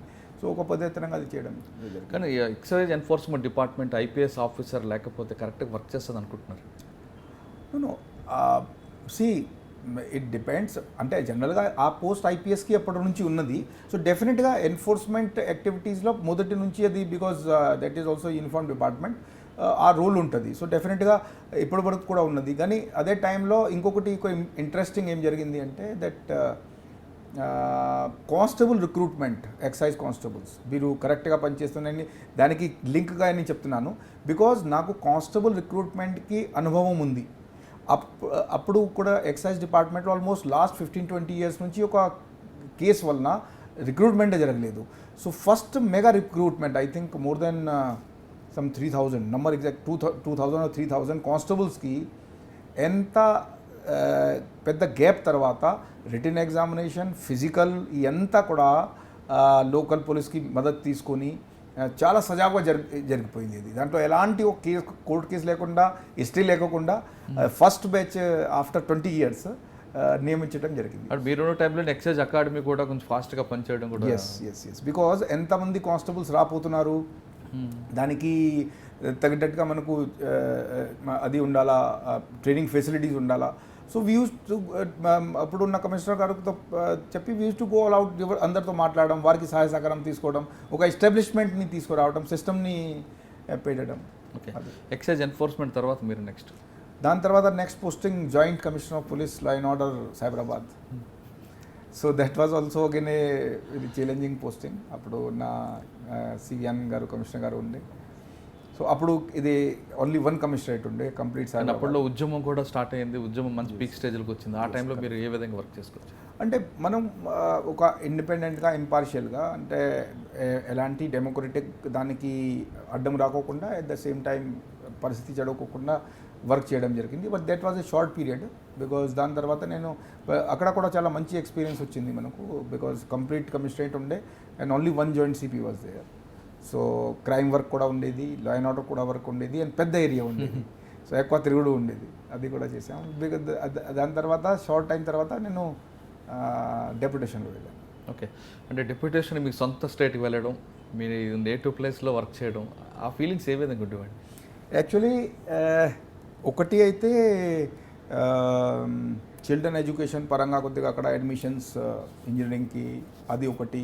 రెండోది సెంట్రల్ గవర్నమెంట్లో ఖచ్చితంగా మనము ఒక స్టింట్ చేయకపోతే సీనియర్ లెవెల్లో ఎంపానల్మెంట్కి కొద్ది సమస్యలు ఉంటాయి, అవి ఉండటం. దాంతోపాటుగా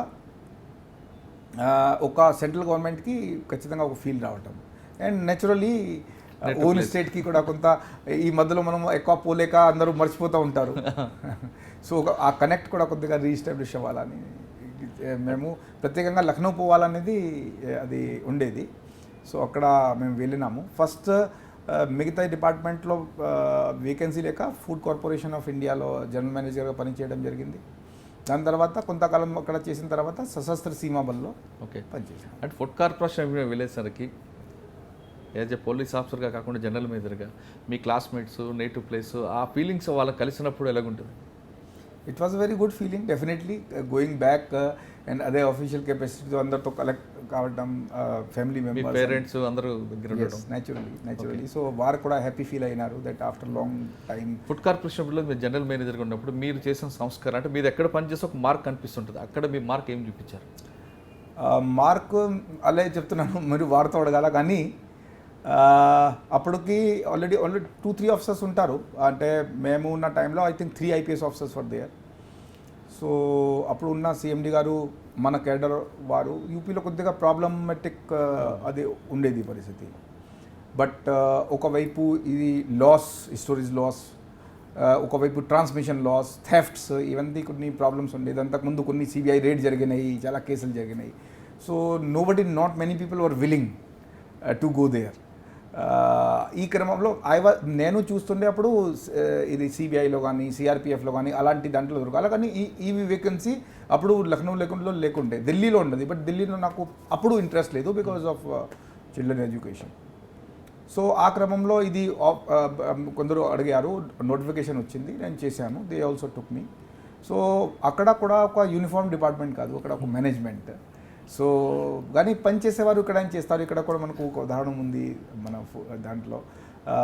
సో అక్కడ మేము వారితో మాట్లాడేసి అదేవిధంగా దాంట్లో సిబ్బందులకి కాన్ఫిడెన్స్ తీసుకొని కొన్ని కేసులో ఎక్కడైతే వాళ్ళు ఇబ్బందిగా ఉన్నటువంటి కొంత డిపార్ట్మెంట్ బయట వ్యక్తులు, డిపార్ట్మెంట్ లోప వ్యక్తులు దాని మీద కొంత చర్య తీసుకొని ఈ స్టోరేజ్ లాస్ చాలా తగ్గించడం జరిగింది, ట్రాన్స్మిషన్ లాస్ కూడా చాలా తగ్గించడం జరిగింది.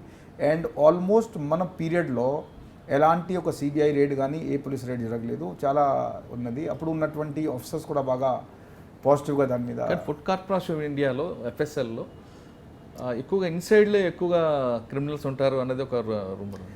క్రిమినల్స్ అన్ని చోట్ల ఉంటారంటే మనకు మీరు ఐపీఎస్ ఆఫీసర్గా వాళ్ళని చూసినప్పుడు మీకు ఏమనిపించింది? సొంత డిపార్ట్మెంట్ వాళ్ళే ఎక్కువ మోసం చేస్తారు. ఇప్పుడు మనం సొంత డిపార్ట్మెంట్లో కూడా కాదు, దాంట్లో actually it's a complete chain. అంటే ఎఫ్సిఐ ఉంటుంది, దానికి మరి తగ్గట్టుగా స్టేట్ ఫుడ్ డిపార్ట్మెంట్ ఉంటుంది. So FCI is only mega లెవెల్లో డీల్ చేస్తుంది, మైక్రో లెవెల్లో స్టేట్ ఫుడ్ డిపార్ట్మెంట్ డీల్ చేస్తుంది. బికాజ్ మనము కరెక్ట్ వారికి చెప్పకపోతే, ఎవరు జవాబుదారీ లేకపోతే ఎవరైనా తప్పు చేయవచ్చు. సో ఆ డిపార్ట్మెంట్ వారు కానీ ఈ డిపార్ట్మెంట్ వారు ఎప్పుడూ అనుకోలేదు. దాని తర్వాత after 1.5 years and all that same సిబ్బంది మంచి పని చేశారు అండ్ బాగా ఆల్మోస్ట్ అనుబంధంగా పనిచేశారు, మంచి పని చేసి చూపించారు. వచ్చిన తర్వాత మాకు క్లియర్గా జ్ఞాపకం ఉంది, అంతకుముందు స్టేట్ డిపార్ట్మెంట్ ఎఫ్సిఐ మీద బాగా కంప్లైంట్ చేసేది. ఒక పర్టికులర్ మీటింగ్లో అక్కడ నుంచి సీనియర్ ఆఫీసర్ వస్తే ఢిల్లీ నుంచి ప్రిన్సిపల్ సెక్రటరీ ఫుడ్ గారు, అక్కడ యూపీ సంబంధించిన ఎఫ్సిఐ నుంచి బాగా కోఆపరేషన్ ఉన్నది, మనకు ఏం సంబంధం రావడం కూడా పరిస్థితి వచ్చింది. సో వారికి ఇది ఎట్టి పరిస్థితిలో సహించేది లేదు చెప్పడం, కళ్ళు మూసుకొని అటు చూసుకొని మీరు చేసినా చేయకపోయినా కాదు. అండ్ అదేవిధంగా మంచి ఒక ప్రవర్తనాన్ని మనము ఎంకరేజ్ చేయడం. అండ్ ఆ క్రమంలో వారికి కొన్ని ప్రెషర్స్ వస్తాయి, కొన్ని థ్రెటనింగ్స్ వస్తాయి, దానికి మనం కఠినంగా వివరించి వారికి తోడుగా ఉండాలి. ఓకే, ఇవన్నీ ఉంటాయి. అన్నీ కావాలని అది చేయరు. వాళ్ళకి అక్కడ అంటే చాలా ప్రెషర్స్ ఉంటాయి. ఖచ్చితంగా మసిల్ పవర్స్ ఉంటుంది వాళ్ళకి. అక్కడ యూపీలో ఖచ్చితంగా బెదిరించి పెట్టాలని ఉంటుంది, కిడ్నాప్ తీసుకుపోతారని ఉండేది. సో అటువైపు నుంచి వారికి బాగా మంచి ప్రొటెక్షన్ మేము ఉంటాము. ఏదన్నా చెప్తే మనకు ఖచ్చితంగా మేము అవసరం ఉంటే బాగా I use to move a lot, చాలా తిరిగాము. ఓకే, సో దాన్ని చేయబట్టి మంచి రిజల్ట్స్ అక్కడ. ఫుడ్ కార్స్ ఆఫ్ ఇండియాలో మీరు అంటే వితౌట్ యూనిఫామ్గా మీరు వర్క్ చేశారు. అక్కడ యూపీ అనగానే చాలామందికి భయం, పోలీస్ చేతిలో ఉండదు, మాఫియా చేతిలో, రౌడీ చేతిలో ఉంటుంది అంటారు. కానీ ఇక్కడ మీరు చూసేసరికి డిఫరెంట్ పోలీసింగ్ కనిపిస్తుంది. ఇక్కడ పోలీసింగ్కి యూపీ పోలీసింగ్ డిఫరెన్స్ ఏం కనిపించింది అంటారు? See, I am no one to compare the two policing. Policing everywhere is good. There are good. So I don't find myself competent to answer that. కానీ మనకు అక్కడ చేసేది మేము పోలీసింగ్ కాదు, ఒక సిస్టమ్. డెఫినెట్గా ఇక్కడ ఒక సిస్టమ్స్ బెటర్ ఉన్నాయి మేము అనుకుంటున్నాను. మేము పోలీసింగ్గా వర్క్ చేస్తే ఇక్కడ పోలీసింగ్ చేయడం నాకు ఇష్టం ఉన్నది అని నేను అనుకుంటున్నాను. FCI was a different experience all together. ఎందుకంటే మనము ఒక యూనిఫామ్ లేక మేనేజ్మెంట్ స్కిల్స్, అదేవిధంగా యూనియన్ ఎక్కువ ఉన్నప్పుడు వారికి మీరు తీసుకొని, సో చివరికి దాంట్లో కొంత మటుకు సఫలమైనాము. దాని గురించి అనుకోవచ్చు. అంటే నేను చివరికి వచ్చిన తర్వాత చాలామంది అక్కడ సిబ్బందులు, శ్రమికులు అండ్ స్టాఫ్ ఇప్పటికి కూడా టచ్లో ఉన్నారు. ఇప్పటికి కూడా నేను క్లెయిమ్ చేస్తే బాగుండదు. ఫోన్ నెంబర్ తీసుకొని మీరే ఫోన్ చేసి అడిగితే, లేకపోతే ఇన్కాగ్నిటో ఎవరికి చెప్పకుండా పోయి అడిగితే మీకు తెలుస్తుంది. ఓకే, నెక్స్ట్ అక్కడి నుంచి ఎస్ఎస్బి వర్క్ ఏ విధంగా ఉంటుంది? సశస్త్ర సీమాబల్ కూడా చాలా మంచి ఒకటి ఆర్గనైజేషన్. దాంట్లో ఒక మంచి అనుభవం వచ్చింది. ఈ బార్డర్ గార్డింగ్ ఫోర్స్ అది ఒకటి. So Indo Nepal and Indo Bhutan ఈ బార్డర్కి గార్డింగ్ సశస్త్ర సీమాబల్లో చేస్తారు. దాంట్లో గురించి మేము I cannot tell you the operational things, but యూపీలో ఉన్నటువంటి బార్డర్, నేపాల్తో బార్డర్, అది మనము చూసేవారు. UP Nepal border. Okay, UP Nepal border అంటే మేము లఖనౌలో ఫ్రంటియర్ అంటారు, అది యూపీలో ఉన్నటువంటి బార్డర్. ఇంచుమించుగా కొంచెం బార్డర్ ఉత్తరాఖండ్లో కలుపుగలిగారు. అని యూపీలో ఉన్న నేపాల్కి బార్డర్ గార్డింగ్ చేయని బాధ్యత మన మీద ఉండేది. సో అక్కడ మన బటాలియన్స్ ఉండేవి, బార్డర్ చెక్ పోస్ట్ ఉంటుంది, కొంచెం స్మగ్లింగ్ జరుగుతుంది. దాంతోపాటు ఈ మధ్యకాలంలో నేపాల్లో కూడా మీకు తెలుసు మావోయిస్ట్ ప్రభావం, ఇటువంటి ప్రభావం. సో ఇవన్నీ తర్వాత కొంత మటుకు నేపాల్ రూట్ నుంచి కొంతమంది ఈ ఫండమెంటలిస్ట్ కూడా రావటం, టెర్రరిస్ట్ రావడానికి ప్రయత్నం చేయటం, ఇవన్నీ అక్కడ ఛాలెంజెస్. ఇక్కడ పర్టికులర్గా ఎక్కడ బార్డర్ ఉంటుందండి? యాక్చువల్గా మనకు నేపాల్కి బార్డర్ ఉత్తరాఖండ్ నుంచి స్టార్ట్కి వెళ్ళి అక్కడ యూపీ అండ్ బీహార్ దాకా ఉన్నది. సో యూపీ మటుకి area starting from Gorakhpur Maharajganj ఆ ఏరియా నుంచి పీలీభీత్ వరకు మన పరిధిలో ఉంది. ఓకే, అంటే మీరున్న టైంలో ఏమైనా అటువంటి వచ్చిన వాళ్ళని పట్టుకోవడం కానీ? Yes, there was a good catch. Hizbul ముజాహిద్దీన్కి ఒక మెంబర్ని పట్టుకోవడం జరిగింది. హిజ్బుల్ ముజాహిద్దీన్కి ఒక లైవ్ మెంబర్ పాకిస్తాన్లో ట్రైనింగ్ చేసుకొని చాలాసేపు ఒక ట్రైనింగ్ క్యాంప్ అటెండ్ చేసుకొని ఒక టాస్క్ మీద ఇక్కడ వచ్చిన వారికి కూడా పట్టుకోవడం జరిగింది. అదేవిధంగా చాలా నార్కోటిక్స్ పట్టుకోవడం జరిగింది. అండ్ దాంతోపాటు అన్ని ఛాలెంజెస్, కొన్ని స్కర్మిషెస్ కూడా ఉంటాయి బార్డర్లో, అవి అన్నీ కూడా of course more then details difficult to handle. But next SSB తర్వాత నేరుగా నేను స్టేట్కి వచ్చినాము. మీ ముందుగా ఉన్నాను ఎడిషనల్ సిపి లా అండ్ ఆర్డర్గా. హైదరాబాద్ ఒక మంచి సిస్టమ్ ఉన్నది సిటీ పోలీస్కి, దాంట్లో పనిచేస్తుంది. అంటే మీ టోటల్ సర్వీసులు తీసుకుంటే ఇటు ఫ్యాక్షనిస్టులు చూశారు, మావోయిస్టులు చూశారు, ఫండమెంటలిస్టులు చూశారు, కానీ Hyderabad culture, Hyderabad crime different కనిపిస్తుంటుంది. ఇక్కడ ఎలాంటి క్రైమ్ కనిపిస్తుందండి? హైదరాబాద్ సేఫ్ సిటీ అనేది మనం చాలామంది చెప్పుకుంటాం. ఆ సేఫ్ సిటీ కంటిన్యూ అవ్వడానికి మీ దగ్గర ఉండే ప్లాన్? ఇప్పుడు హైదరాబాద్ సేఫ్ సిటీ నిజంగా నాకు చాలా గర్వపడుతున్నాం. అంటే I'm really proud that I'm working in Hyderabad city police. మనము ఉన్న డీజీ గారు షేప్ తీసుకొని వచ్చినారు, ఒక ఫ్రెండ్లీ పోలీసింగ్, అదేవిధంగా సేఫ్ పోలీసింగ్ ప్రతి ఒక్క వారికి ఉండాలా. మన సిపి గారుకి ఆదేశాల మేరకు definitely policing is different because challenging different ఉంటాయి. ఒక సిటీలో పోలీసింగ్ చేయడానికి చాలా డిఫరెంట్ ఛాలెంజెస్ ఉంటాయి. సో ఇక్కడ ఈ టైం లేగ్ ఏదైతే ఉన్నదో బాగా షార్ట్ ఉంటుంది. ద ప్రాబ్లమ్స్ రూరల్ ఏరియాలో మీరు ఒక హాఫ్ అన్ అవర్లో ట్యాకిల్ చేయాలని ప్రాబ్లమ్ ఇక్కడ 2 minutesలో ట్యాకిల్ చేయాల్సింది పడుతుంది, అదర్వైజ్ స్ప్రెడ్ అవుతుంది. And Hyderabad is now 4th largest metro in the country. తర్వాత దాంతోపాటు సెన్సిటివిటీ దానికి ఉన్నది, అన్ని వర్గాలు ఉన్నాయి, సామరస్యంగా ఉన్నాయి. ఇలాంటి ఒక మెగా సిటీకి challenge and cosmopolitan city. So అన్ని రకమైన ఇక్కడ ఉంటాయి. క్రైమ్ పరంగా of course crime is looked after by addition CP crime, కానీ లా అండ్ ఆర్డర్ మీదకు కూడా చాలా ఛాలెంజెస్ ఉంటాయి. అక్కడ చాలా బందోబస్తులు ఉంటాయి and large scale mobilization of force ఉంటుంది. ఇవంతా చేసుకొని టెక్నాలజీ యూజ్ చేసుకొని సిపి గారు కూడా ఏదైతే చాలా క్షుణ్ణంగా చూస్తూ ఉంటారు. మనకు సిటిజన్కి సాటిస్ఫాక్షన్ మేరకు ఒక పోలీసింగ్ చేయడం ఇక్కడ మేము నేర్చుకున్నాము. ఓకే, అంటే రూరల్ పోలీసింగ్కి అర్బన్ పోలీసింగ్ డిఫరెన్స్ అనేది ఇక్కడ చాలా స్పష్టంగా తెలుస్తుంది. అండ్ ఇక్కడ కూడా స్కేలే వేరే ఉంటుంది. గణేష్ చతుర్థి మనం వెళ్ళింది, మీరు అందరూ కూడా చూస్తున్నారు. మన సీనియర్ ఆఫీసర్స్కి గైడెన్స్ వల్ల చాలా ప్రశాంతంగా అయింది. అండ్ దాంట్లో ఆల్మోస్ట్ 10-12 lakhs జనాలు ఉంటారు ఆ రోజు. అండ్ ఆల్మోస్ట్ 30,000 ఐడల్స్ ఉంటాయి. సో ఆ స్కేల్ వేరే ఉంటుంది. ఆ స్కేల్ రోజున మనం అంతా లాస్ట్ డీటెయిల్ వరకు వర్కౌట్ చేయటం అండ్ దాంతోపాటు ఎంత వర్కౌట్ చేయటం, అది డెఫినెట్లీ డిఫరెంట్ ఛాలెంజ్ ఉంటుంది. స్కేల్ రూరల్ పోలీసింగ్లో మీరు అన్నట్లు ఏదైనా ఇన్సిడెంట్ జరిగినా జరగకపోయినా కొంత రిలాక్స్ అని ఉంటుంది, కొంత మైండ్ రిలాక్స్ చేసుకోవచ్చు, లేదా కానిస్టేబుల్ దగ్గర ఉంటే ఎస్పీ వరకు కొంత పర్సనల్ వర్క్ అని చేయొచ్చు. కానీ హైదరాబాద్ పోలీస్ వచ్చేసరికి కానిస్టేబుల్ నుంచి కమిషనర్ వరకు నిత్యం టెన్షన్తో ఉంటుంది, ఒక క్షణం కూడా ఖాళీ ఉండదు. ఇటువంటి టైంల్లో, ఇటువంటి ప్రెజర్లో కానిస్టేబుల్ నుంచి కమిషనర్ వరకు వాళ్ళ పర్సనల్ రిలేషన్ మెయింటైన్ చేసుకుంటూ మైండ్కి హెల్త్కి పాడవకుండా ఏ విధంగా చేయాలనుకుంటున్నారు? ఈ క్వశ్చన్కి ఆన్సర్ నాకు తెలిస్తే అప్పుడు మీకు చెప్తాను. But you are right, one has to work on that. Because డెఫినెట్గా ఇక్కడ ప్రెషర్స్ ఉంటాయి. బికాజ్ ఏ క్షణం ఏం జరుగుతుంది, you have to be ready for everything. And ఒక క్షణం మనం మామూలుగా కూర్చున్న నెక్స్ట్ మూమెంట్ లోపల యూ కుడ్ బి ఆన్ బందోబస్త్ ఫర్ 24 hours. సో డెఫినెట్గా ఆ ప్రెషర్ కానిస్టేబుల్ నుంచి కమిషనర్ గారి వరకు ఖచ్చితంగా ఉంటుంది. అండ్ లా అండ్ ఆర్డర్లో పర్టికులర్గా బికాజ్ ఎవ్రీథింగ్ ఈజ్ అన్సర్టెనిటీ ఉంటుంది. ఒకటి ఏదో ఒక చిన్న ఇష్యూ మనం చూసుకోకపోతే విదిన్ మినిట్స్ ఇది పెరిగిపోతుంది.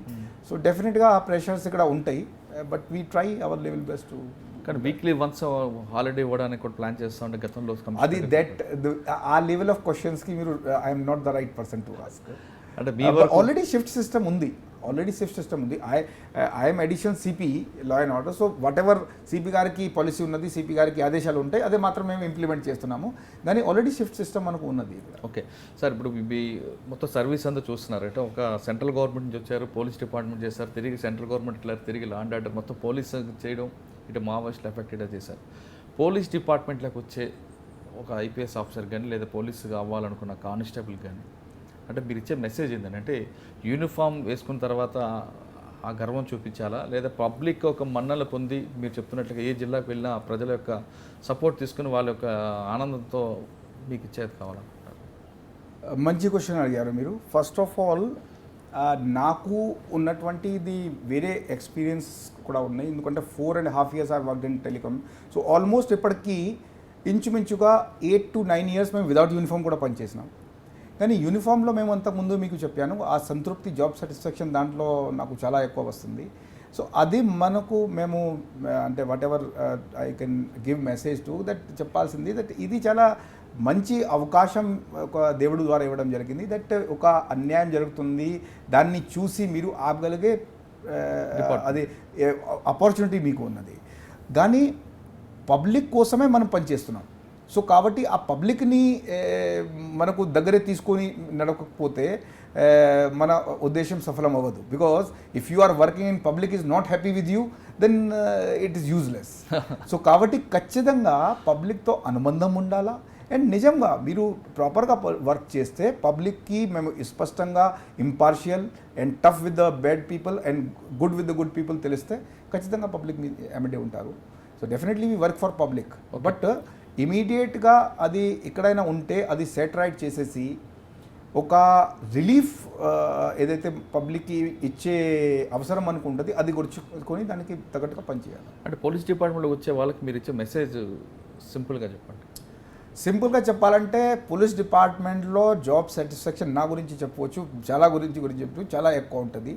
బికాజ్ ఇమీడియట్గా పబ్లిక్కి మీరు కావాలంటే హెల్ప్ చేసుకోవచ్చు అండ్ నీతి నిజాయితీగా అండ్ పబ్లిక్కి ఇంట్రెస్ట్ దృష్టిలో తీసుకొని పనిచేస్తే ఈ డిపార్ట్మెంట్కి ఎంతో అయితే జాబ్ సాటిస్ఫాక్షన్ ఉన్నది, మిగతా చోట్ల మాకు అయితే లేదు. Okay sir, final question. మీలో మరో కోణం కనిపిస్తుంది. మీరు నవ్వుతారు, యూనిఫామ్ వేసుకొని నవ్వుతారు, వచ్చిన వాళ్ళందరికీ ప్రేమగా మాట్లాడతారు, అవసరం అనుకుంటే వాళ్ళ దగ్గర తీస్తారు, లేదు వాడు తోక జాడిస్తే వాడికి లాఠీతో కూడా బుద్ధి చెప్తారు. కానీ మీదో మరో కోణం, మీరు సంగీత ప్రియుడు, హార్మోనియం వాయిస్తారని. That is one part of my hobby, but not very prominent. ఈ మధ్య కాలంలో ప్రొమినెంట్ లేదు, బట్ ఎస్. అంటే ఎక్కడి నుంచి మీకు వచ్చిందండి మాట? మీకు ఇంట్రెస్ట్ కాలేజీ నుంచి, ఫ్యామిలీ నుంచి కాదు, కాలేజ్ లేదంటే ఎవరైనా అమ్మాయిని చూసి వచ్చిందా? అలాంటి ఏం లేదండి, కాలేజ్ నుంచి ఐ ఇంట్రెస్టెడ్, కొంచెం నేర్చుకున్నాం కూడా. ఒక పాట మా కోసం. आज इस मौसम में लगी कैसी ये अगन, रिम झिम गिरे सावन.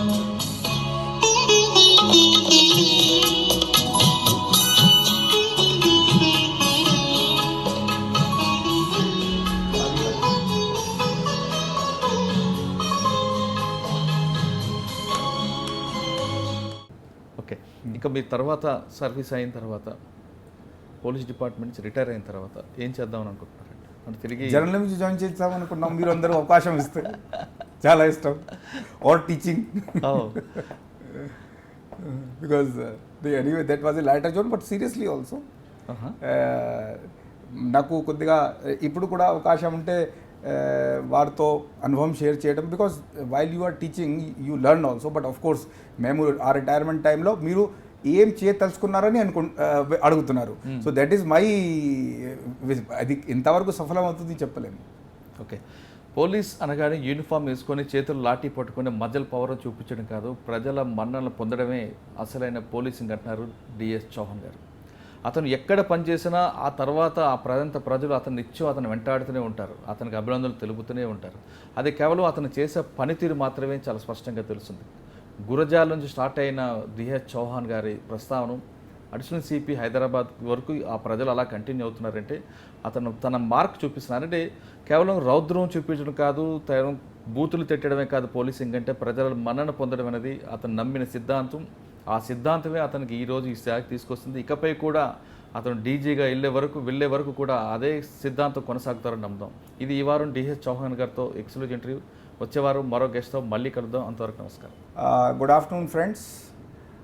మురళీధర్ గారు నాకు చాలా ఓల్డ్ ఫ్రెండ్ అండ్ పరిచయస్తులు. మేదక్లో ఎస్పీలో పనిచేసినప్పటి నుంచి పరిచయం. ఆల్మోస్ట్ చాలా రోజుల నుంచి మాతో వారు అడిగితే వచ్చినారు. సో ఇవాళ వారికి ఒక క్రైమ్ డైరీ సందర్భంగా ఇంటర్వ్యూ ఇవ్వడం జరిగింది. సో వారితో నేను ఆల్మోస్ట్ 15 years తర్వాత కలిసి కూర్చోవడం, మాట్లాడడం నాకు కూడా చాలా ఆనందదాయకంగా అనిపించింది. So I hope that you will also enjoy this interview. Thank you.